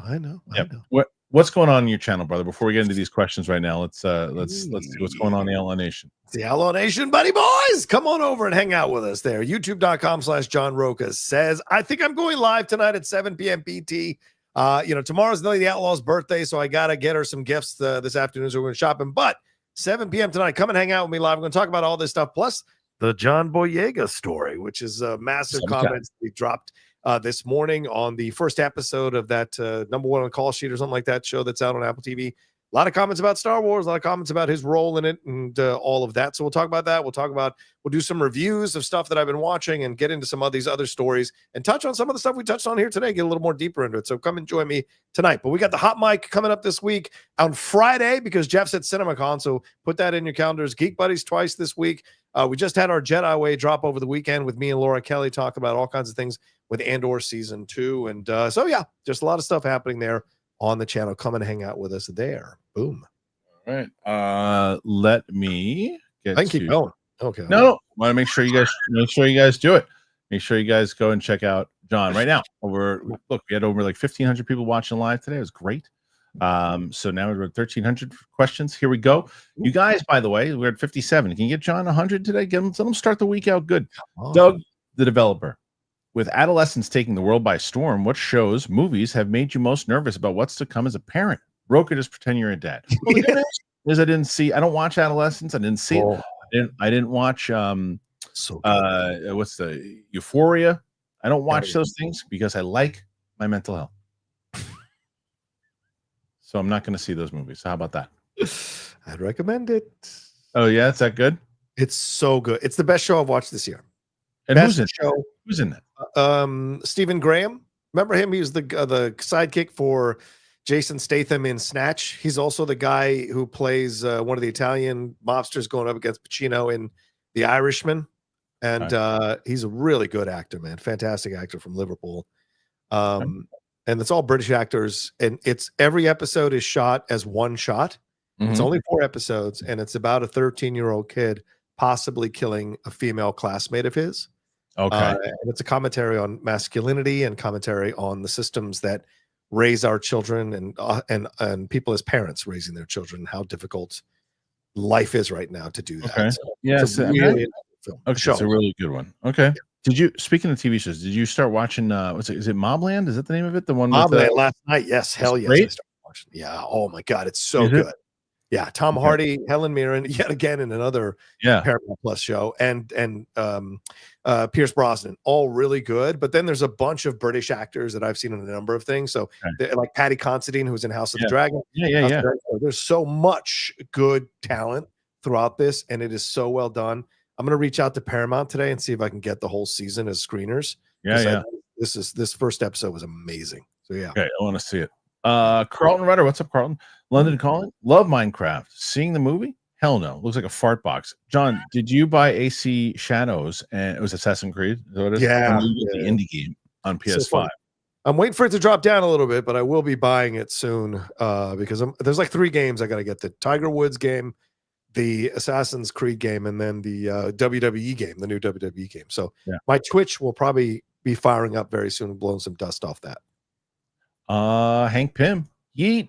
I think Jimmy got more heat with one slap last week. Jimmy Uso saved that entire match because no one cared, and then they made the botch part of the story. Yep. Thoughts on tonight? And he's. I'm going to make my point in a second. Tonight, PLA's I Prefer Romania was one night. I think if you want to get everybody on the roster, 2 nights is the way to go. One night with everybody, because you're trying to get everybody on the roster, is exhausting. If you're only going to do what they used to do, when you mean look, no, you make it to the main event, you make it to the show. Yeah. If people give a shit and you got one night and you make it, like old school, but there's too much money involved in it. 2 nights, you can sell it out both nights. You can make that kind of money both nights. 2 nights, and you get a lot of, and that way you can keep the stars happy and you have 2 main events. My point, and where's that guy been, by the way? Where's the guy been that was arguing about how much Jey Uso was a main event guy? Where's he been? He was fighting me tooth and nail about how much of a main event and how over Jey Uso was. So much over they don't even make him the main event of night 1. They give it to Punk's Rollins and Roman Reigns, which, by the way, is the right call. Agreed. Yeah. Diminishing the heavyweight title in the the whole thing. It's like, come on, it's so clear. Yeah. He'll get the crowd going like this. They'll go nuts. They'll go crazy. They'll go crazy. And then the match will be okay. Maybe whatever happens. And then maybe he's going to win, which I think is again a mistake. Hopefully they see this and go, no, we can't put the belt on this guy. But they will. And then he'll lose it in like 2 or 3 months when it doesn't have a good run. Yeah. So where's that guy been? He was so loud and vocal about how it was the right move. He changed his handle. Like I'm with you. I like the 2 PLE and main events because it gives us more time to have with these other wrestlers, and that they're not being shoved into 5-minute matches. They're getting a chance to show what they can do over 2 nights. Plus, I don't want to hear anybody complaining who loved the 5.5-hour Marvel reveal of the cast of Doomsday that there's a 2-night premium live event for WrestleMania, because arguably WWE's owning the weekend. So, was there anybody who loved that though? The Marvel chairs? Yes, there's a lot of people who loved it. Surprised by Really? I was surprised by how many people liked it. Yeah, it turned out to be a brilliant marketing thing. Even though at first I thought it was a horrible marketing, I think still think they could have done it better. It turned out to be beautiful. It cost them nothing, and we all sat around like idiots watching it for 6 hours. So jokes on us. Yeah, true. Ewok. Congrats to veteran character actor Tommy Flanagan for landing the key role of Lord Roderick Dustin in season 3 House of the Dragon. I don't know enough about Roderick. I can tell you that I love that show. I love House of the Dragon. I loved season 2. Everybody didn't love it. I loved season 2. Can't wait for good on Tommy Flanagan. You get a role in there. I don't even know. I probably know Tommy Flanagan when I see his face, but he's the guy who has the scar on his cheek, who was the in Braveheart. He's the one. Oh, I know exactly who he is. They have sex with his wife. Yeah. I claim the rights of her husband. Yeah. Yeah, I know it. I know the movie well. Yeah, he's in Mobland as well. He's in Mobland. He's in everything. He was also in Guardians. He was in Guardians. Was he 1 or 2? Yeah, which is the one where which is the one where it was 2. He's in 2. Yeah, because he dies and everything. Hank Pym. Predictions for the finish of Rhea and Io today. Yeah, I mean, Bianca gets involved somehow. Yeah, It's for the title, right? Yeah. So what I missed what happened? How did she get a title shot already? It's the rematch situation and all of that, and so and with Bianca, but Bianca's going to mess it up so that Io retains. So it's going to be a 3. I mean, that's predictable. Hank, prediction for Punk's favor: Heyman will manage him for one last time. Will be at the triple threat. I have no idea what the finish will be. Heyman's got to turn on Roman Reigns. He has to. It's just too boring to have him continue to work with Roman again and again and again. Let Roman go off and do his own thing. He's earned that at this point. And who doesn't want to see Punk and Heyman together again? Right. I mean, Heyman is the one that told him, if you watch the highlights, like, hey, you are main eventing WrestleMania, your dream come true. And he kissed him on the forehead, all in front of Roman Reigns, in front of the tribal chief. So that tells you right there that like they're setting something up between the two guys for sure. Let's see. Reggie Brown. We're all just waiting for the Haley, Ryan, and Hugh announcement. What is it? So, for Halle Berry, Ryan. There's. I guess that there was one of the stories we didn't cover, but one of the reasons they say that they didn't announce more names is because the contracts aren't all done yet. Yeah, Jeff said that on the hot mic. Okay. Yeah, he said like the reason you're not hearing the names is because they haven't locked down everybody, and they haven't even locked down the script. They're going to be switching lines around as soon as they lock people down. So, Miguel Zane, hey all, do you guys agree that the Russos are not great filmmakers, but they're pretty good movie directors, especially studio movies? Haven't liked any other movies outside Marvel. Hope they don't do X-Men. Well, you know what's funny about that though, Miguel? I guess in 2019, if I told you they were going to direct X-Men, you would have lost your mind. It's because of the movies afterwards. Yeah. So, and I don't necessarily know because I think the movies that they've done outside of Marvel, I don't necessarily know if you call them film. They're still big budget movies. But the question is, are they pretty good Marvel movie makers? Is the question. And I think that will be judged on Doomsday. If Doomsday is phenomenal, everybody here, John Roca included, is going to shut their holes, and they're going to say, these guys, okay, they're Marvel directors. They know what they're doing, Marvel, and that's it. Bring on Secret Wars. And then if Secret Wars is awesome, everybody's going to be saying, bring on X-Men. Yes. True. Right. And saying, make sure Feige stays in control, because that's right. Yeah. Sean McCabe, got to meet Sean McCabe during the we had a live Q&A Nice. last week, and Sean jumped in, asked a question, part of the member tier. You can jump in and video question in, and Sean did just that. Hey guys, had a lot of fun the other day. Great to join in when I finally could. I guess now I can emphasize with Kalinowski's internet issues. Your internet was better than his. I'll tell you that. Kalinowski's internet is the pits. Well, it's because of where he lives. Everyone's sharing the same thing. And I have the same problem with Vogel all the time on Geek Buddies. When you live in a complex where everybody is sharing your stuff, it is really tough to have a very strong internet, no matter how much you pay for it. You know, it's bad. Renetta, hey guys, I hope your weekend was great. Thank you, Renetta. I just watched Daredevil episodes 5 and 6 yesterday, and oh my god, this shit was fire. Holy hell, phenomenal. The way he came out of the lights in that subway train, it was great. I'll tell you what, the last episode. Did you watch? Have you seen 7 yet, John? I've seen them all. 7 is. I don't want to give anything away. It just, I don't want to give anything away because we haven't seen it, but there's something that happens with Daredevil and a villain in an apartment complex. I'll just say that. You know what I'm talking about? Yes. We're making the turn. 8 and 9 are gonna blow people's socks off. 8 and 9 are. I liked 8 and 9 a lot. You didn't love 7 to me. No. I'm saying 7 leading into 8 and 9. Better. Yeah, I'm loving the show. I'm loving it. Renette, I watched the studio yesterday to see what the hype is about. I'm in watching the second episode tonight. Catherine Hahn is my heroine, funny as hell. I don't know what it is about Catherine Hahn, but because Catherine Hahn is so funny, great actress, beyond sexy. I don't know how she does it. She's just so sexy. Well, it's proof positive that she has always been this talented. Oh yeah. It's just you had to find the right material, right? Because like in Anchorman, she's very funny in the limited amount of time she has in Anchorman as Christina Applegate's confidant. But, stuff in like Win a Date with Tad Hamilton, she was good in that movie. So there are just some actors that are supremely talented, and you just got to get them into the right material and they'll explode. And sure enough, she has. Totally agree. Okay, let's see. So, this is funny. Melissa before mentioned about the marching band with Severance. It's not the band itself. It's not the band itself. It's something happens. The band keeps playing. That's all I said. The band keeps playing. So why does the band keep playing? Should be like, wait a minute. I can't. I don't want to get into it. But the band keeps playing, and it's like that's so stupid. Why does the band keep playing? Jason Ashcroft just got finished reading the leaked script. My initial thoughts are, I'm glad they are readjusting certain elements, like Kang becoming Beyonder. Kang is cool, but I'm glad they're going a different way. Yeah, I think we all feel the same way. It's just having confidence that at that time they could have pulled that off is like slim to none. Yeah, slim to none. It's exciting for comic nerds. Yeah.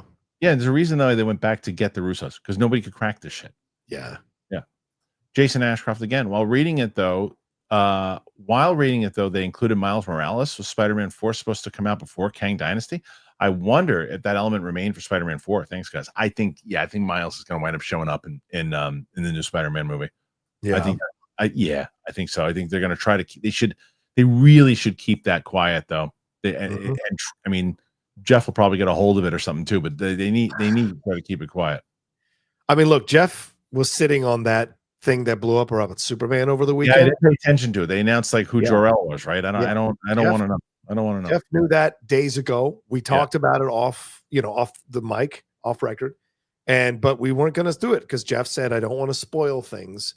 I'll discover things and I'll report things, but if a film is already showing and screening for certain people, I'm not going to spoil stuff. But clearly other people don't have that same kind of compass and revealed it, which is such a shame. I don't know how I avoided it. I avoided it. I avoided it. I don't want anything.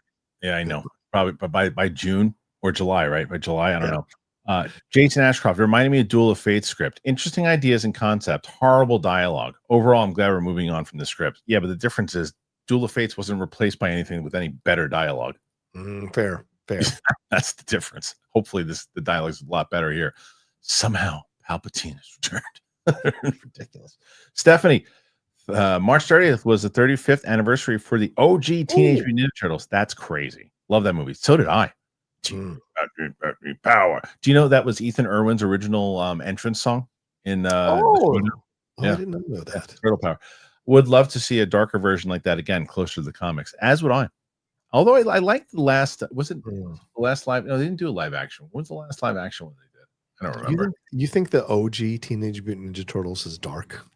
It was darker Nowadays. It was. I mean, nowadays no, but All but for that time, it was. It was a darker movie. It was less. Corey It was Feldman, Corey Feldman's voice, but they did have some like themes in there. It was more like a serious movie than it was goofy. Yeah. What was it I just heard? Did you know? I saw this on a podcast clip or something. Okay. I never knew this, that Corey Feldman was cast as Gilbert Grape. Yes. Or not Gilbert Grape, not Gilbert, but the kid in Gilbert. He was Leonardo DiCaprio. I didn't know that. Did you know that? I did not know that, but I'm glad they didn't leave him in there and let Leo do his thing, because apparently Leo is a much better actor than Corey. Sure, but I mean, don't forget though that Corey Feldman was pretty damn good back then. He was pretty good. Got nostalgia. Yeah, nostalgia. Really? You don't think he was good in Stand By Me? You don't think Corey Haim was better than Corey Feldman? And I thought Corey Feldman was good in Stand By Me, sure, but like, all the kids were good in that movie. So it's about stepping up. Eddie Dufresne? Come on, man. Ewok, might Marvel be hesitant on including Ryan Reynolds in Avengers, given recent events, or is he basically immune because Deadpool and Wolverine made $1 billion? Well, the last part of your statement, yes. Made $1 billion. People like Deadpool.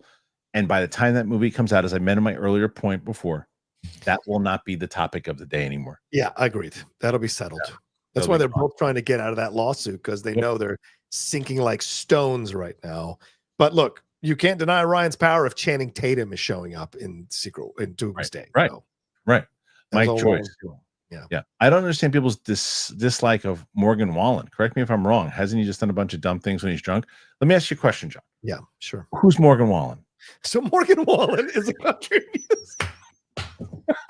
Somebody clip this out, please.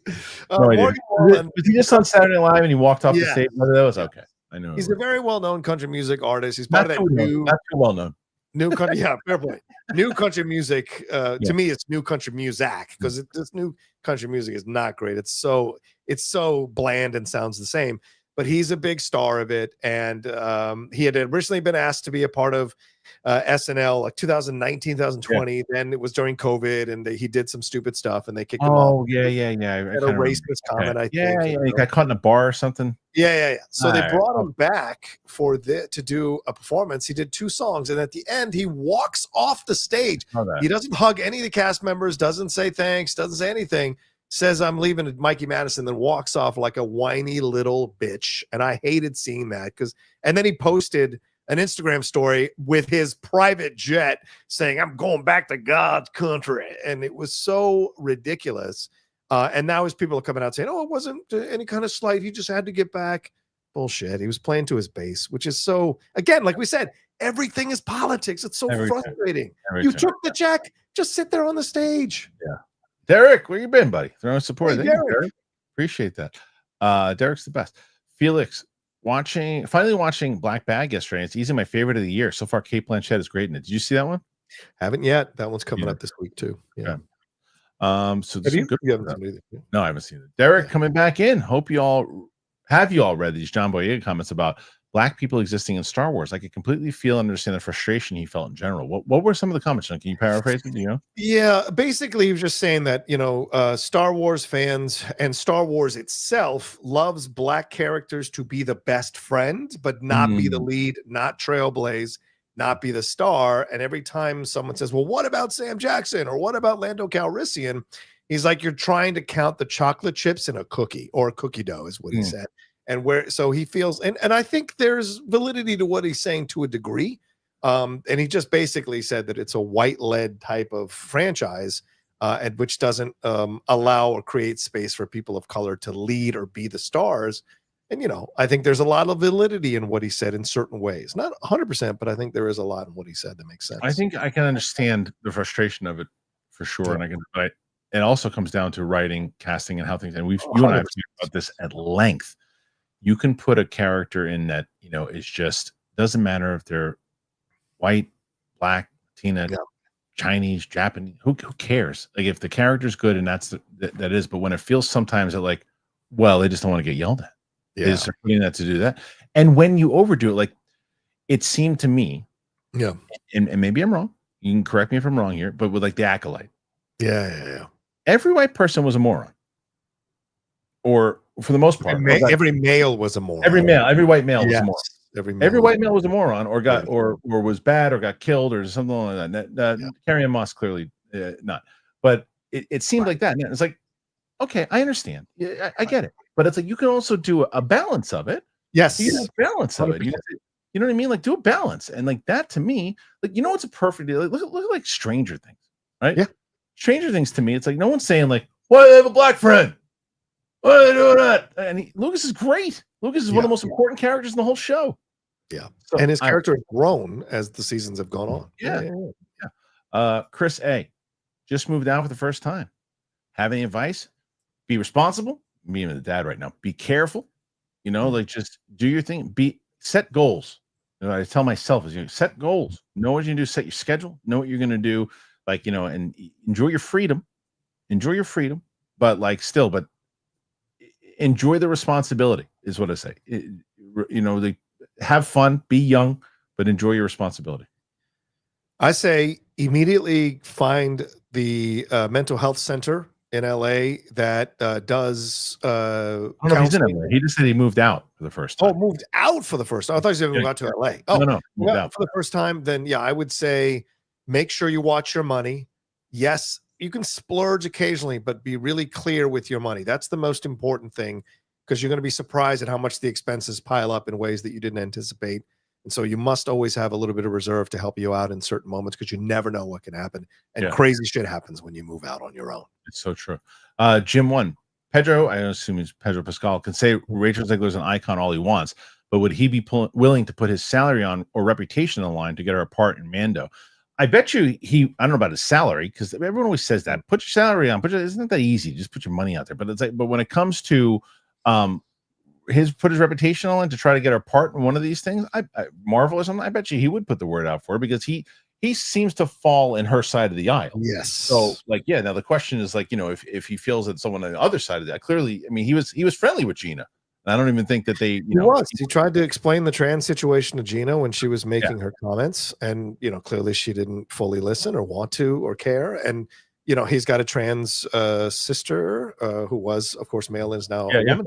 And we know the rumors around Pedro. I think we can be very clear about that. And so this we know where he falls. But this idea that you think he would fight for Zegler, Mando is a step down for Zegler. Okay, Zegler is a star at leading films. Okay, whether you like it or not, she is.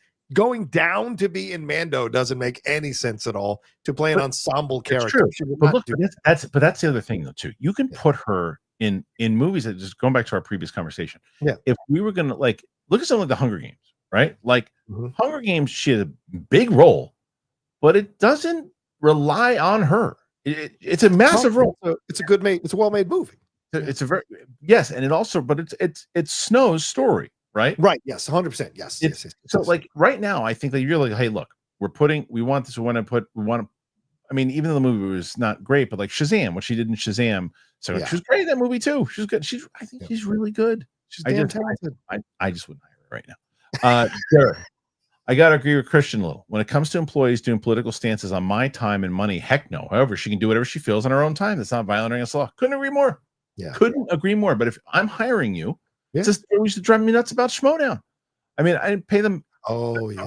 I didn't pay people a fraction of what she was getting paid to do. But I'm like, what are you guys doing? We're trying to sell a show. We're trying to get everybody to like the characters and you're going out there insulting people. Why are they going to root for you? They're gonna want you to lose the match. They're gonna, what are you doing? It's like that. Yeah. So I had dealt with that shit all the time. It was one of the most stressful things. I hated doing it at the end. Yeah. Everybody, especially at that time during the pandemic, everybody was going after each other. And oh my God, he said, and everyone after me. Everyone go after me. Someone says something. Why do you let the person say that? I'm like, well, maybe we should suspend them. Hey, Kristian, it's HR. We should fire him. What the hell are you talking about? We're gonna let him go. Okay. Why'd you do that? Why'd you do that? I'm gonna do my own channel. And that's what I did. Chris Cossin, Kristian and Roca, excited that my New York Jets have moved on from Rodgers. Yeah, for real. What are your thoughts on the potential of the new era with Aaron Glenn and Justin Fields? Thanks, and keep up the great work. Thank you. John, go ahead. It's been a while since we've seen Chris. So nice to see him. I like that avatar with the picture with the camera. Cool. Here's what I say: two things. One, I think Aaron Glenn, you got yourselves a great coach there. And it's going to take him, a couple of years, 3 years, I think, to really get the Jets where he wants them to be. But there's a lot of talent on that side, regardless of their record last year. Rodgers was a clown, and he's going to be a clown wherever he goes. Justin Fields, though, man, I don't think he's your answer, but you're only committed to him for 1 year. Yeah, you've guaranteed him 30, and he's got a $40 million contract, but you're really only committed to him for 1 year. So if he shits the bed this year, you can move on from him. They're probably going to draft a quarterback in the draft, the Jets. So I think the future looks bright with Aaron Glenn in charge of things.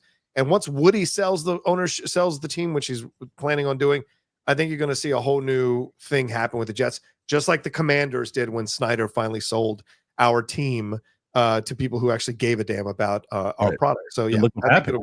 Look what happened last year. Yeah. Derek, I also want to add to my earlier comment, as long as it isn't racist either, of course. Well, yeah, of course. All right, 70 questions so far, John. Pretty damn good day for you, man. It's a good start for Monday, as we're already half an hour in. Lauren L., I've heard Kristian say Sydney Sweeney is essentially mid, whereas I've heard Rocha said she can win an Oscar. Please debate. I actually had someone comment on this saying that, well, Kristian can't say anything about this, and this. No, this is what he said. He said, well, you've only seen Madam Web, so you can't say that she's a mid actress. I never said that. I said what I said was all I can do is judge off of what I've seen. I have never seen Euphoria. I've never seen all these other things, so I can't judge. What I can tell you, what I was talking about more so is like, do I think she's a very an attractive woman? She is. Is she my type? No, she's not. But I think she's attractive. But she's just not my type. Do I think she's a great actress from what I've seen? No, not really, but I've only seen Madam Web, so I can't really say whether or not I think she can win an Oscar, can win this, can win that. I haven't seen enough. But you've seen enough. You think she's pretty good? I think so. I think that Christy Martin film is going to really show us what she can really do. And I thought what she did in that HBO Max show, I think Reality is what it was called. I thought she was fantastic. Christy Martin, the boxer? Yeah, she is playing Christy Martin in the biopic. Yeah, you haven't heard this? Yes. Christy Martin was a tough woman. Not that Sydney Sweeney can't play tough, but you better go Charlize Theron monster style. I'll play that. Yeah, there are pictures out there, bro. You've got to watch. I'll check it out. Yeah. But yes, I love Christy Martin. Wait, are you telling me you would take Julia Roberts over Sydney Sweeney? Is that are you making that stance? Like Julia Roberts? If I was single and Julia Roberts, of course, and Julia Roberts at 57 or whatever she is, or Sydney Sweeney today, come on, what am I? Of course, I'm taking Julia Roberts. 100%. You're an insane person. And maybe so. All right, Derek Johnson. Hey, support. What up, Derek? Jared, thank you, dude. Thank you so much for that. Wow. Can't put all these chunks in today. Busy. Financial market is literally gasping for air. Yeah. Helpful tip: print off your Social Security statements from online before they mysteriously are changed. Thank you, sir. Whoa. Okay. Maybe so. Thank you, Derek. Look at that, Derek. You're the absolute best. Matt, that was nice, Derek. Thank you on both sides, both the donation and for the tip. Matt, did either of you check out Mobland on Paramount? I brought it up to John. I guess he did. Yep. We'll need a new show on there when 1923 ends next week, and this might be it. I missed last night's episode of 1923. I can't wait to watch it. That season 2's been. Have you even watched 1923? No. Dude, 1923 is awesome. Do I have to watch 1883 to watch 1923? No. I mean, although I'll tell you, you would love 1883. Okay, all right. 1883 is so up your alley. Holy shit, it's up your alley. Okay. It's like a full-on old school Western, but not only is Faith Hill and Tim McGraw, they're so good in it. I couldn't believe it. They're great in the setup to the Duttons and all that. But Isabel May, the fact that she has it, she is a star. I don't want to. There's like a small tie-in, but you're not lost if you haven't seen it. But I would. It's only one season. I would highly recommend watching it. All right. I think you'd love it. I really do. I think you'd love it. Okay. But I do want to watch. I am going to watch Mobland for sure. Yeah, it's so good, bro. Jim one, the Wicked cast didn't bash the original like Ziegler. That's true. That's fair. What original? What original? There wasn't an original film. The play. Right. They didn't bash the original play. Of course not, because they wanted to be or they didn't bash Wizard of Oz. Imagine Wizard of Oz dated and they sort of it's crap. Yeah. I don't know. I'm kind of dude. I think going after the original was a major error. I agree with you 100%. Yeah. I agree with you. However, but it's a good point. Yeah, they didn't go after the original, even though it really has nothing to do with the Wizard of Oz until the second part. But yes, I hear what you're saying. You hear what you're saying. Like if they would have started crapping on it, like, well, the witch was this and this and that and this. It's like, what are you doing? What are you doing? Derek Johnson, support. Thank you, Derek. Thank you, Mike Derek. Joyce. I watched Arthur in 1981. I thought it was delightful. Definitely. Why would they remake it with the most annoying person ever? Is the Russell Brand version good? I am in the minority. I liked that remake. I did. I liked it. I liked it. I saw it with my buddy Aaron at the time, and I liked it. I liked it. I did. I was so mad at that movie. Oh, I hated that remake because I loved the original so much. Yeah. And I'm very glad Greta Gerwig has found a career as a director because I hated her as an actress. Most boring actress ever. Who is Greta Gerwig? Remember, she's the one that plays Liza Minnelli character. She sure is. She sure is. And so yeah, I thought it was not a good remake, but yeah. Fair enough. E-Rock. Hey, Kristian, when was the last time you thought about Harloff Minor? I'm surprised I didn't blown it up yet. Any new references in any Star Wars books, comics? I haven't. I bailed on reading all those when I found out that it was essentially they were lying to everybody.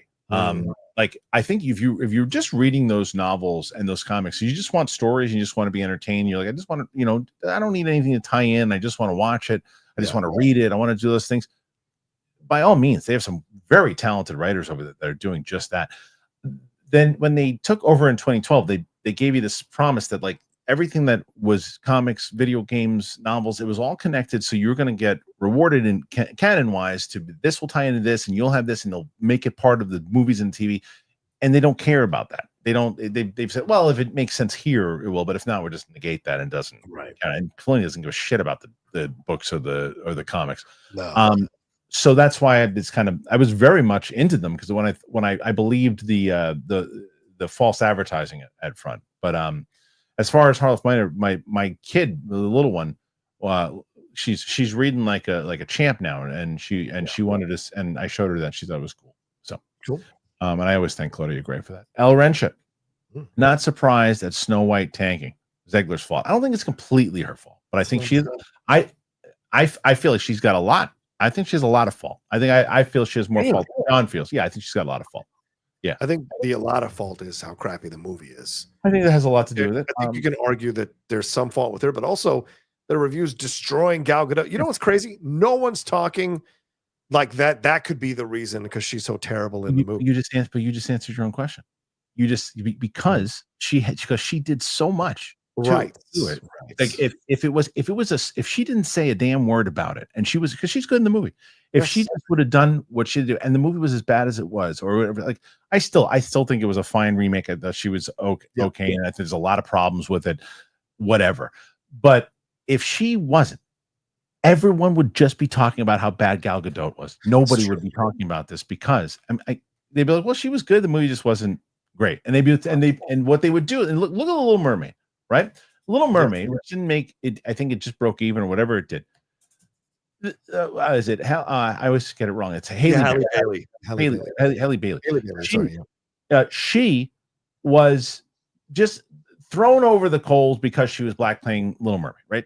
And she was able to she just did her thing. She's saying shit. Now if she would have gone out, I'm using her as an example. If that movie did what it did, and then she started shitting on the original movie, and then she started going after everything and saying political stances, that movie would have done worse than it did. Do you disagree? No, I don't disagree with that. I think it would have had trouble for sure. But okay, fair. Jeremy Darr, hope all is well. Opinion on Hulk versus Superman. The ones that were made back in the day, those YouTube videos, were great. Love those videos. If that's what you're talking about. You ever see those, John? No, they're awesome. I think that's what he's talking about. Nathan Drake, only one more episode of 1923, and supposedly there's no season 3. That really sucks. I love this show so much. Is that true? There's no season 3? I don't know. I don't follow 1923. I wonder how the ratings are and if that will change. It could just be that they can't lock down Harrison for more than, you know what I'm saying? I'll tell you what, he's not the star of the show. Okay, fair. Brandon Sklenar is the star of that show. Right. He's the star. And in season 1, they sold it on Harrison Ford. Harrison Ford has a big role, obviously, and so does Helen Mirren. Brandon Sklenar is the star of that show, and they could cast the whole damn thing around him in the next season. Just make it about him if they wanted to. Yeah. Harrison Ford's character craps out. Yeah, and you probably lose some people, but you'll keep a lot of people because people are watching for him now.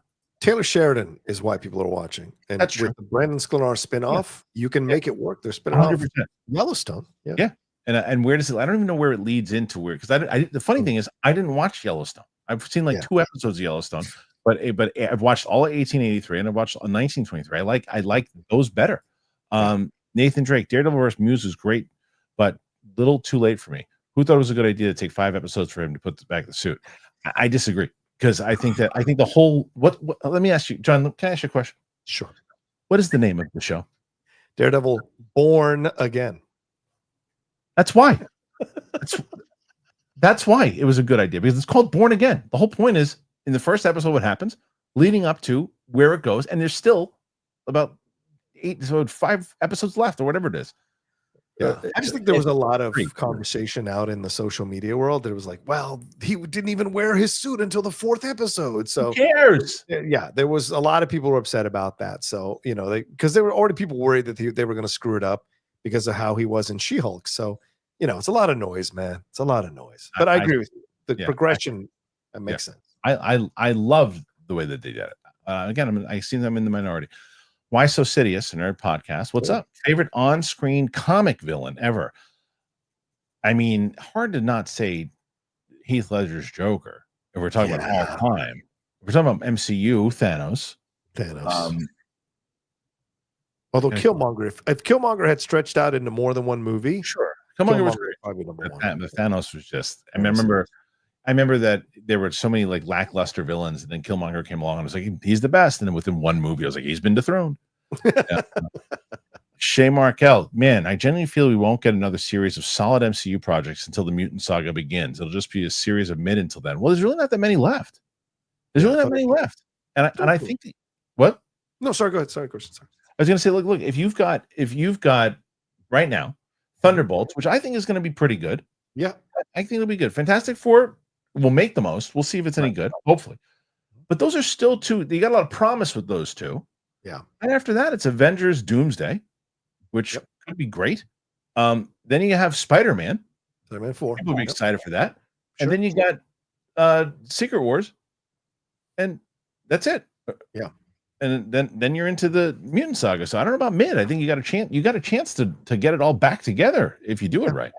I think it's actually going to surprise a lot of people how good Thunderbolts is and Fantastic Four is, and I think those are the things going to lead very excitedly into Avengers Doomsday. And so I think people are going to be whistling a different tune by the time Doomsday comes out. An excitement level, King, don't forget that Doomsday comes out next year. No final script. Well, we'll see on that. I mean, I don't put any stock into like, well, they don't have a finished script. They have an idea what they want to do with the movies. They'll get the script, they'll get the pages. There's lots of movies there's tons of movies that they're writing on the freaking day of and that have done really well. Marcus Antonio Castillo, we need a Henry Cavill Beyonder MCU Secret Wars. No. You don't like Cavill, huh? I love Cavill as Superman. But I don't think he brings that kind of thing that you need for Beyonder in the MCU. And it would be surprising if that's who they went with, if they do even have Beyonder in this new approach. But we'll see. Beyonder's. It's interesting because Beyonder is kind of a observer, and a bit aloof at times. Yeah, and not because he's lived so long that to him this stuff is like not a big deal that's going on. So he could play that aloofness, I guess. But you need someone who's a little more dialed in, who's capable of a bit more complexity. And I don't think Cavill necessarily has that. Okay, listen. I haven't seen the thing you said with me, and we've always talked about it. Yeah. If I'm wrong, I'm wrong. I say it, right? Yeah. I'm wrong. Look at that. Yeah. Look at that. That's pretty good. I told you. That's pretty good. Yeah. That's pretty good. Look at those guns. I like what she's doing there. Yeah. Okay. Luke just sent me that, and I was like, all right. Yeah, Luke, you know what's up. Let's see. I'm very interested because Christy Martin I watched a lot of. Shay Markel, I don't want to be a hater. I'm still showing up for 100% of the MCU projects as a fan, but I'm discouraged by member Barry's nostalgia casting. Yeah, I get it, but guess what nostalgia has done for the MCU? It's the only way they've made money so far is through nostalgia. Deadpool, Wolverine, Guardians 3, No Way Home. No Way Home. That's how they're making their money right now. Miguel Zane, respect to both of you. Thank you, Miguel. The great John Roca, can we get at least 2 X-Men tidbits that you haven't reported before? Period. No. Maybe one rumor casting of something else. Always tuning in here and on the hot mic. Well, John and I were talking about, John's probably going to host for me on Wednesday, we said. So John's going to try to see if Jeff is available to maybe get Jeff on. We're gonna try. If he can't, then we'll get somebody else for him. But like, I'm going to start taking, I think, one day off, and John is going to host one of those days. But we're going to get him somebody to host with. But that would be good. We never know what's tonight, what he's hearing. Mike Joyce, thoughts on the Rizzler? I don't get why people like him. Rizzler. Who's the Rizzler? I don't know what the Rizzler is. Is he talking about the Riddler? Mike, sometimes we aren't all in your camp here with these references, so I don't know what the Rizzler is. You might be talking about the Riddler. Is he talking?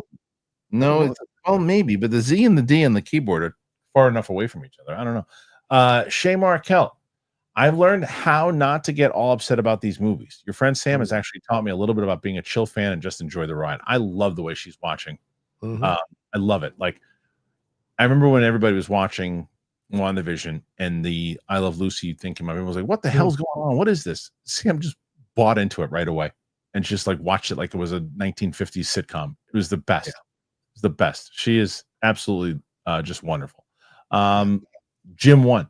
Death of a Unicorn had 6 people in my showing. I wonder how studios will try to reassure theaters at CinemaCon that their non-IP movies can still draw money. The honest answer is most of them can't.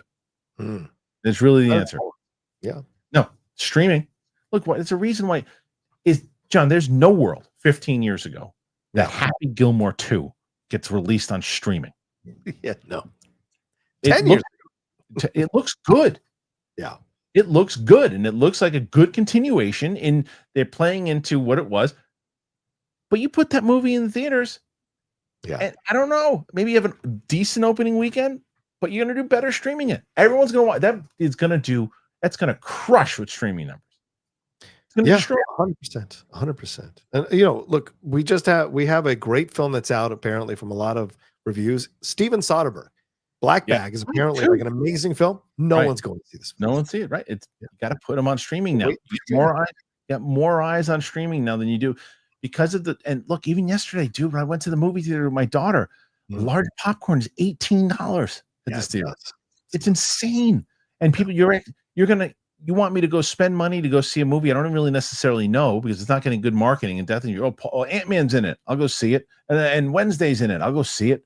Right. And I see it and I spend all this money on it. I'm like, oh, okay, that was a good movie, but I spend this and now I can't spend the money to go see the big blockbuster thing that I wanted to see in the theater. Right. It's like, and for the average person that goes, it's a different business these days. It's different. Yeah. JJ Skywalker, have you guys ever had an unexplainable experience relating to ghosts, UFOs, etc.? Ghosts? No. But weird. Ever since I was doing the UFOs, there were 2 situations that I had, one outside of my house in Prosser and one in the backyard when I was there. And it was like there was this, I posted both of them. There's one like just like this, left, right, up, left, right, up, shot off. And then there was the other one, this big red kind of thing. The sphere was not a balloon. People like, well, it was a balloon. It definitely wasn't. And then went, it's like, okay, I don't know what it was. I have no idea what it was. But yourself? No, don't forget to mention how Brett probed you once. That was disguised as an alien. Brett's that guy on the plane that the woman saw. She said, that motherfucker, there's not real. That was Brett. That was Brett. Yeah. No, I think the only interaction I've ever had was when my father passed. The morning he passed, a bright light came into my room in the corner of my room as I was waiting for my friend to take me to the airport. It was like 4 a.m, right in the corner. And I noticed it, and then the light went away. And it wasn't like, headlight or something like that. It was a light that appeared and then left. And I've always thought that was my dad saying goodbye. So that's the only experience I ever had with something like that. Yeah. Ewok, R.I.P. to Richard Chamberlain. That's right. Yes. Star of the original Shogun as well as the Three Musketeers, the Towering Inferno, and Peter Weir's The Last Wave. Didn't he also play Jason Bourne? I don't recall if he played Jason Bourne. I thought he played Jason Bourne in like in the early 90s. Look that up, and you have to say I'm sorry if I'm right. Right. I know him Thornbirds and of course Towering Inferno and definitely Shogun. Yeah. But also a guy who was gay, and if finally came out in 2003 and was able to speak about it and talk about it. And such an incredible interviews with him talking about his experiences with all of that. But what an amazing actor to establish himself throughout the decades of Hollywood, TV, and on screen. And in the end, having to kind of hide who he was. So there's a lot of respect and love for the fact that he was able to succeed as well as he was, and then into a career in Broadway for years. So yeah, 90 years old, a life well lived for sure. Wow. Well, so any news on that porn thing? Are you apologizing to me or what? The porn thing? What? The Bourne thing? Oh no. No. Oh yes, the Bourne Identity TV miniseries. Nice, good call, bud. 1998. If Spider-Man winds up in Doomsday, I predict they'll recreate the scene from Winter Soldier where Steve knocks off Bucky's mask, and Spidey will say Tony, and Downey goes, "Who's Tony?" I hope they don't do it beat for beat. Oof. I hope they don't do it beat for beat. Yeah, I hope not. And wouldn't he say Mr. Stark? Spidey would say Mr. Stark. Because I feel like Doom would know all of it. Doom would be tuned into all of this and understand that he could use this stuff if he wanted to also. So yeah, Doom's not your typical villain. Doom is extremely intelligent. Yeah, so they gotta make him like devastating, dude. Yeah. Bob Skywalker. I just finished Star Wars Lost Stars. What a great book. One of the best ever. They should have made this into a movie. They were planning on it, or miniseries, or whatever, and then it was too inside baseball. No one will get it. Okay. They have so many books that could be great movies. Yes, 100%. Go Pal. On tape delay today. Have you seen Mobland? It's excellent. Well, John has, and he really enjoyed it. I will be watching it because the trailer. I watched the trailer last night. It looks right up my alley, and I'll be mad at myself if I don't watch it. Everybody's allowed to yell at me next week if I haven't watched episode 1. Ewok. For April Fools, Marvel should do another chair announcement holding on Daniel Day-Lewis's name for 5 hours and then panning. Sure. I would love if they did something like that, but they should pan over. But Pauly Shore should really be there. Yeah, he should. Hey, buddies. He should absolutely be there. Dressed as Richard Simmons. Yeah, in the Comedy Store, just sitting in the main room. Would be the best. Shay Markel. I wonder if the MCU will bring back highly debatable opposing values like Cap's "We don't trade lives" for Thanos and his balanced universe. I feel like that's kind of what Doom needs to be, right? Mm-hmm. Yeah, 100%. Yeah. All right. Unknown. Hey, Kristian, did you see that Roka's favorite artist, Drake, his new music video is being shot with IMAX? I'm curious if this has been done before. Have they shot? I don't know if a video has ever been shot in IMAX. I don't know. I don't know if it's ever been shot with IMAX. Yeah. But yeah. Okay, cool. I mean, Drake's going to do whatever he's got to do. What he can do, I guess. I would say Ian Smart brings a point that I didn't know because I don't know the movie, but he says that The Bride with Maggie Gyllenhaal's movie also has Christian Bale in it. It does. Christian Bale and Jake Gyllenhaal. Well, wait a minute. So but wait a minute. Those are two big names. Yeah, but still a musical about the Bride of Frankenstein. I'm still not going to take $100 million into that. I don't disagree, but to say it doesn't have any star power, though, it's got star power. Well, I meant as the lead. The Bride is the name of the film, so it's about the bride, which is Jesse Buckley, and that's what I meant. You know as well as I do, though. Sometimes you can put an unknown in the lead role if you have big enough stars around them. Sure. Then it justifies why I'm giving you more money for it. Doesn't just musicals are hard to sell in general, but my points would have been a little different. Because Christian Bale and Jake, and that's going to save you some money because Jake's probably not going to take a lot from his sister. Tell me the last big hit Christian Bale had. Tell me the last big hit Jake Gyllenhaal had. And don't get me wrong. No. Well, I'm not telling you I liked it. You know how much I dislike it. The last big hit that Christian Bale had was Thor: Love and Thunder. Yeah, but that wasn't him. That was Thor. Wait a minute. He's in the movie. But that's like me giving credit to Christopher Eccleston for how Thor: Dark World did. That doesn't make sense. It's about Thor. It's a Marvel. It's a longer conversation. Shay Markel. I believe those opposing views made some of the best MCU stories like Civil War's government overreach versus the freedom to do what's needed. I agree. It made you didn't have a clear side. We had adults in the room, Kristian. That's the thing. Like the thing frustrating over the last few segments of Marvel films is that we've kind of lost this idea of having these debates and these conversations. Right.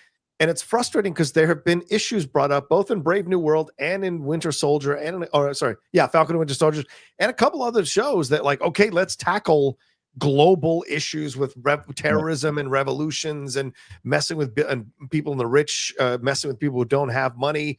Also racism, also what it's like to be a black superhero. They present all this stuff, but they don't ever get deeper than surface level on this stuff. Whereas what he's talking about, Shay Markel, they dove into that over multiple movies and had multiple viewpoints on it, leading all the Civil War, which I thought was fantastic. Yeah. Armada, Kristian, did you see that 4 a.m. influencer video? No, I don't know what that is. You know what that is? No clue. I don't know what that is. Sorry, Armada. Shay Markel, I just finished reading Dune Messiah last month. I have no idea how they're going to pull that movie off. You guys have any non-spoiler thoughts on this? Never read it. Don't want to know anything about it. All I hear is that the book's really weird. The book is weird, but I will say this. People said the exact same thing about Denis Villeneuve adapting Dune. I don't know how they're going to do it, and he did it. So the fact that he was able to do it in a way that was successful for both those films, I have a feeling he's going to figure out what to do, what to put in, what to not put in the Dune Messiah. So I have faith in that. Armada, if the influencer guy can get a Saratoga water stock to go up, I see it. Then Kristian can do it with Trade Coffee. I don't need the stock to go up. I just need at least today on this stream. There's 1,300 people watching right now. Nice. If 100 people bought Trade Coffee right now, they'd be like, "What the hell is going on?" Right. If 1,000 people bought Trade Coffee, we'd have Trade Coffee for the next 5 years. But everybody go into the description and buy yourself some Trade Coffee today. And I want them to say, "What the hell's going on?" El Rencha, likely we get Fantastic Four this Friday. 4 to 4 makes sense.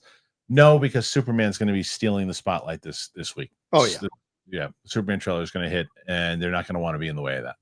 Yeah. Superman and Mission Impossible, I imagine. And Mission Impossible, yeah. Shay Markel, what sport would you like to see a movie about? I'd like to see a movie about skydiving or motorcycle stunt riding. They could cast Brian 636. I know we didn't cover it today, but I would probably cover it tomorrow. Zack Snyder's doing that UFC movie, but I want to see more. But I want to see more UFC movies. But I want to see more like based and not just because he's a good friend of mine now. I want to see a movie like about Matt Serra. I want to see a movie about Frank Mir. I want to see a movie about Anderson Silva. I want to see a movie about George St. Pierre. I want to see movies about like even ESPN's doing them. I want to see movies about like the fighters, like those the way that we've had movies about boxers. Let's see movies about some UFC fighters. Yeah. I mean, the Gracie family, that you could do a whole series on the Gracie, which I guess Warrior was not Warrior. What's the Kingdom was kind of a series, UFC series. So yeah, it was. So that show is funny now, because I talked to now working with Matt, I talked to all they hear them have these conversations, all these UFC guys and everything too. Yeah. It's amazing how they all kind of feel the same way, because I think that personally, I think they all look at Warrior. They don't look at it as a movie with the dramatic beats. And it's one of my favorite movies of all time. The movie gets better and better every time you see it. I love that movie. Dana White hates it. Matt thinks it's fine. There's other people who just think it's okay, whatever, to the story behind it. But they all love Kingdom, because like Ray Longo was in here with Sarah, and every time they all say it's the most accurate MMA thing that's ever been is Kingdom, because of the way that the training sessions, everything they said it is about as accurate of MMA stuff that you can get. Carver Tate, you're fantastic, John. Thank you for all you do. Just you. Thank you, Carver. You need a stroke. You need a stroke. I get an occasional stroke. That's right. That's right. E-Rock. Not sure if my first one went through. Kristian, when was the last time you thought about a Harlow? I did. I brought it up. You did. I brought it up. Any references in stars? E-Rock, go back. I answered it before. I talked about my daughter and everything too. But thank you for the second one. But I did. I brought it up, and I talked about like the canon and all that stuff too. So it's in there. Yeah. Shay Markel. Last of Us season 2 starts soon. Kristian, you played the game yet? No, because you know what? People told me not to. Yeah. Because they said they said it's different. Because I watched the first game. I played the first game while I was watching the series, but they said because the way that they're cutting it up, you're going to get spoiled on things quicker if you do it that way. So I'll probably play the game afterwards. Yeah. Okay. By the way, I'll talk to you about this off air. But are you getting screeners for that? No, because I don't have a Warner Brothers connection. Okay, I got to find out. Are you? I'm going to look. I don't have it not yet, but I'm going to look. Shelf presence. Punk's favor is Paul walking Punk to the ring. Shit. That's a favor? Nah, come on. Favor. He told him not to swear allegiance to the tribal chief. If you watch that again, watch Paul Heyman. He goes, he says don't. Yeah. Words don't. Say don't. Coleman John. Hey guys, long time fan. Thank you, Coleman. I had my first music performance in 7 years this past weekend. That's amazing. Hey. Thank you for both inspiring me and proving the value in betting on yourself. Keep up the great work. That's the coolest thing I've ever heard. I love that. home. I'm glad you went back up there and kicked ass, and it's so much fun when people can do that, and because you love it, right? Clearly, that's why you did it. So it's so good. Life is a journey, man. Life is always a journey. Armada Silo is really good. Do you watch it, John? I heard it's good. I heard it was so good. LIORM Roca, appreciate your nuanced opinions, even though they're wrong most of the time. You guys have a favorite nonfiction book? I do. I read a it was a non-sanctioned, but it was an autobiography of Robin Williams that I loved. Really, I've always enjoyed the Bruce Lee, which I have up here, the Bruce Lee biography. Yeah, Matthew Pauly wrote. It's really fantastic. Also, just because you're not smart enough to get my nuanced takes doesn't mean I'm wrong, buddy. Work harder on your brain. Let's see. Trey Porter. I checked out number one. I checked out number on the call sheet on Apple TV, especially. I highly recommend it. That's where the Boyega comic comes from. That's the one John was talking about. Yeah, I gotta see. I gotta go check it out. Sun Tzu. Hey guys, in my opinion, I don't think that Deadpool really is that great. Maybe. And Wolverine? Maybe. Well, is that great? I enjoyed the film, but I only seen it once, whereas though I could watch Thor Ragnarok with my hair on fire, top 5 MCU film of all time. Ragnarok is a great movie. It's not my top 5, but it's a really good movie. I like Ragnarok a lot. But yeah, I think that the comedy and it's a bit. The Deadpool Wolverine's a bit. The emotional core comes from Wolverine. Right. Yeah, but the movie's a bit.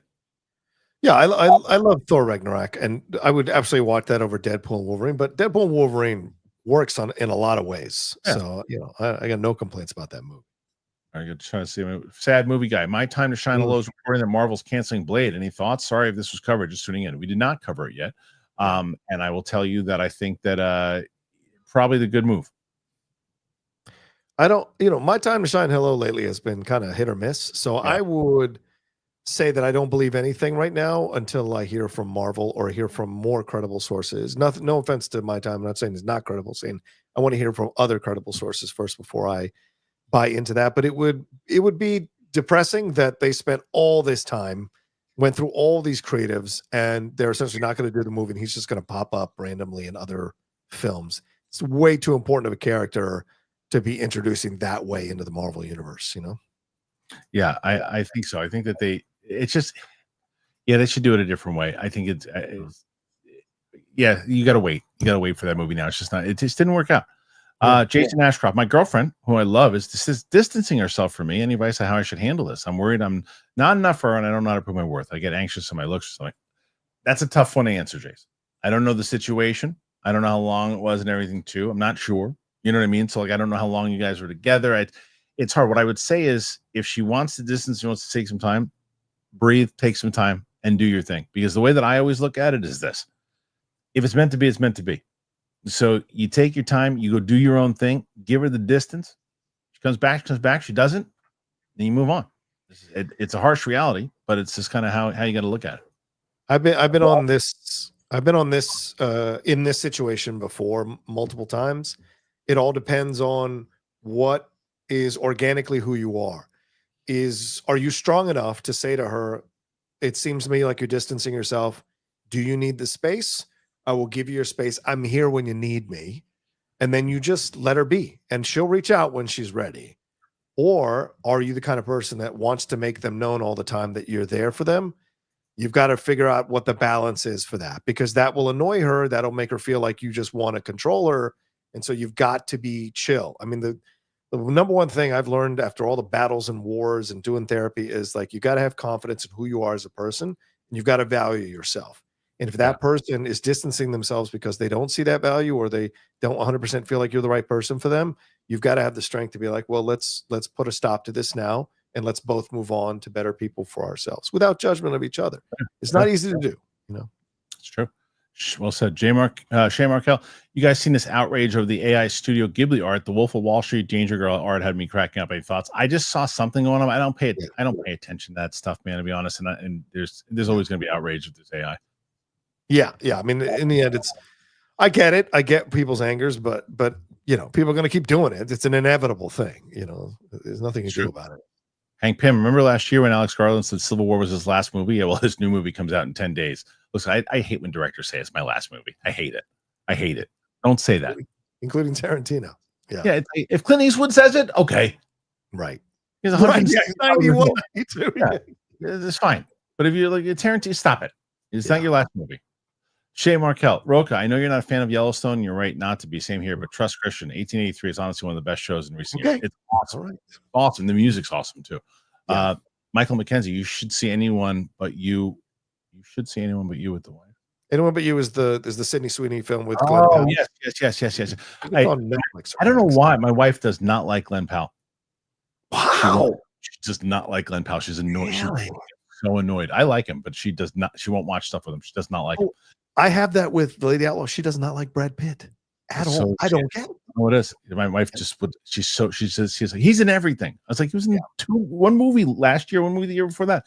Nathan Drake, Schmo's choice: Vacation 15 or Dumb and Dumber 2. Ooh, brutal. Maybe Dumb and Dumber 2. Just watch those guys together. Vacation 15 is terrible. Yeah, I agree. Just to see those guys just together. To see them together, but it's terrible. They're both terrible. Hank Pym, most annoying wrestling move. I hate that walking the rope by holding your opponent's hand. Taker did it a lot. Such a phony looking stupid move. I did hate that. The funny thing is I don't know if there's anyone I respect more than the Undertaker. I was just never a fan. I was just never a fan. I know. I was just never a fan of his. I respect him more than anything. I think for what he did for the locker room, how his sense in the business. Like, I don't think there's anyone I respect more than him. But I just never. Kind of weird, isn't it? Yeah. He's like the Tim Duncan of the WWE. 100%. You respect the championships. You respect his ability. But there was just something that isn't 100. You don't fan over him like you do Stone Cold. There's a lot of people that did, though, dude. There's a lot of people that like swore by the Undertaker. I just wasn't that guy. This is a great question. Dancing Dog 60 think Spawn will ever make it to the big screen again? Yes, but if you talk to Todd McFarlane, he'll tell you it's coming out tomorrow. Yeah, they keep trying. You keep trying. Does the CG get better in Born Again after episode 6? I think it does. Yeah, I agree. It does. Mr. I crap and shits. Thoughts on Brown's ownership finally admitting that the Watson train was a big swing and a miss. Their words. I love when people take ownership on their shit. Yeah. They tried it out. Yeah, they tried it out. Rusty Trombone is awful in the Arthur remake. I don't remember. I guess that's I don't know if there. I don't understand what Rusty Trombone. I don't know if there was an actual actor that called himself that too. Dancing Dog 60. I found an old Netflix DVD that I forgot to send back from 2010 while cleaning on Sunday. Did you ever find the old envelope by keeping the DVD? No, I haven't. Not in a long time. I haven't found one of those, but that's pretty great that you did. He follows it up. Chamberlain was in those awful canon films, Indiana Jones ripoff movies, where he played Alan Quartermain opposite a young Sharon Stone. Real stinkers. Yeah, I mean, that's hey, F you. Those are guilty pleasure movies because of Chamberlain's charm. Maybe. And if you got a problem with that, you got a problem with life, son. What's wrong with you? Jazzy says, my favorite part of the Kang Dynasty script is when the entire street level team is killed by Rama Tut Moon Knight. Goes through a whole character arc with Khonshu and nearly solos Rama Tut. Does that happen? I don't know. I didn't read the script. Did you read it? No, I didn't. No, maybe. Carver Tate, seen the Freaky Tales trailer with Pedro Pascal? I haven't. Did you? Yeah, a few weeks ago. Is there a new one? If there's a new one, I haven't seen it. Yeah. I haven't seen either one. Nathan Stone, should there be a remake of 90s hero movies, The Phantom or The Shadow? I mean, it's hard to surpass Billy Zane and Alec Baldwin, but we can hope. I feel like this. If there's a good script for whatever, if there's a good script and a good take, it's not easy to do that. But if there's a good script, it's a good take, then yeah. I mean, look at Dredd. Dredd was awesome. Dredd was awesome. Great. Awesome. Yeah. No one, and it didn't do very well, but no one said we need a Judge Dredd remake. Yeah. But they did it, or another adaptation, I should say. And they did it. And it was great. I think both of these can be redone. Shadow definitely, but the Phantom was terrible. You can certainly get above Billy Zane and the Phantom, but the Shadow has its defenders. Yeah. So I think you can remake that one for sure. Dancing Dog 60, The Outlaw Rocks. Let's go, Roke. Unknown. Hey, John, when do you think we'll see Blue Beetle again? We'd love to see him team with Static Shock. I think he'll show up. You don't think he'll show up? Yeah, he'll show up. I think James Gunn realized Sholo's a star. I think it'll be a while. But yeah. Carver Tate, you're fantastic too. See, there you go. There you go. Perfect. You got your That's all I needed in my life. Okay, couple more, and then we got my friend Tina's coming over. We're doing the Final Destination. Tina, Key Dog Westmore, with Chosen being top 5, will we see more TV in theaters? Maybe. I don't know. I don't know. It's more of a unique situation. People have love in this thing. Maybe it's true. Sean McCabe, Roka, my wife Melly loves your mic and headset, giving off some stormtrooper vibes. Yeah, that's got a stormtrooper. That's true. It's a good one. Is that a Rode? I mean, what is that? Oh, these are Bose. And the mic is Rode. Yeah, so that's a good one. Cooley High, great advice to the young man with big Roka and Kristian. Thank you, Cooley. I love Cooley. Armada, can we get big balls and Sam versus AI? I mean, maybe. Sam's not here right now, but yeah, eventually, maybe for sure. Grimbeer, my favorite wrestler was Hogan and later Taker. I think Hogan was a lot of people's favorites back in the day, no doubt. Yeah, true, no doubt. Leor M, to be clear from my last super chat, you rock, Roka. Yeah, thank you. Paul Hitchcock, $50 million. Man, who do you think you have? Coyote Clinton? P.S. Momoa confirmed on the Today Show he's in Dune 3. Really? Oh, wow. How? I mean, I guess people. I guess there's a way that he comes back, but something. Dancing Dog 60, funnier. Kentucky Fried Movie or Police Academy? Police Academy. Police Academy. Not even a question. Yeah, Police Academy. John, we did it. You close the day here at 96, man. That's pretty good. 96. Pretty damn good. 96. Good start to the day. Good start to the week. John, give them where can they find you? What's going on? One more time, at the Roka Says on Twitter, Instagram, and the Blue Sky. Please head over to the channel, y'all. I mean, at 37,000, would love to get to 40 to 50 by the end of the year. You guys can help me do that. I would really appreciate it. YouTube.com/John Roka Says. The more you subscribe, the more I can get other talent to come on, be a part of the channel, and be interviewed by me, which I would love to have, and you guys could enjoy. So head on over there, YouTube.com/John Roka Says. Geek Buddies, Jedi Way, the Hot Mic, My Trailers, Reactions, and Spill the Tequila coming soon. Thank you, Kristian. I appreciate it. Great to see everybody. Same here. You'll see John on Wednesday. Also, he'll be on the show. So thank you for being here. Apple Podcasts, Spotify, anywhere podcasts are found. We got a lot of stuff coming up, man. We got the WandaVision reactions with myself and Sam tomorrow. I got Daredevil coming out tomorrow. More reactions. I got some reviews coming out. So be a part of it. Like I said, my friend Tina's downstairs right now. I'm going to get her. We're going to watch the Final Destination movies. So we got a lot of shit coming up on here. So thank you for being here. Really appreciate you. Thanks to everybody who contributed, talked today, comments, all that and more. Appreciate you. We'll see you soon.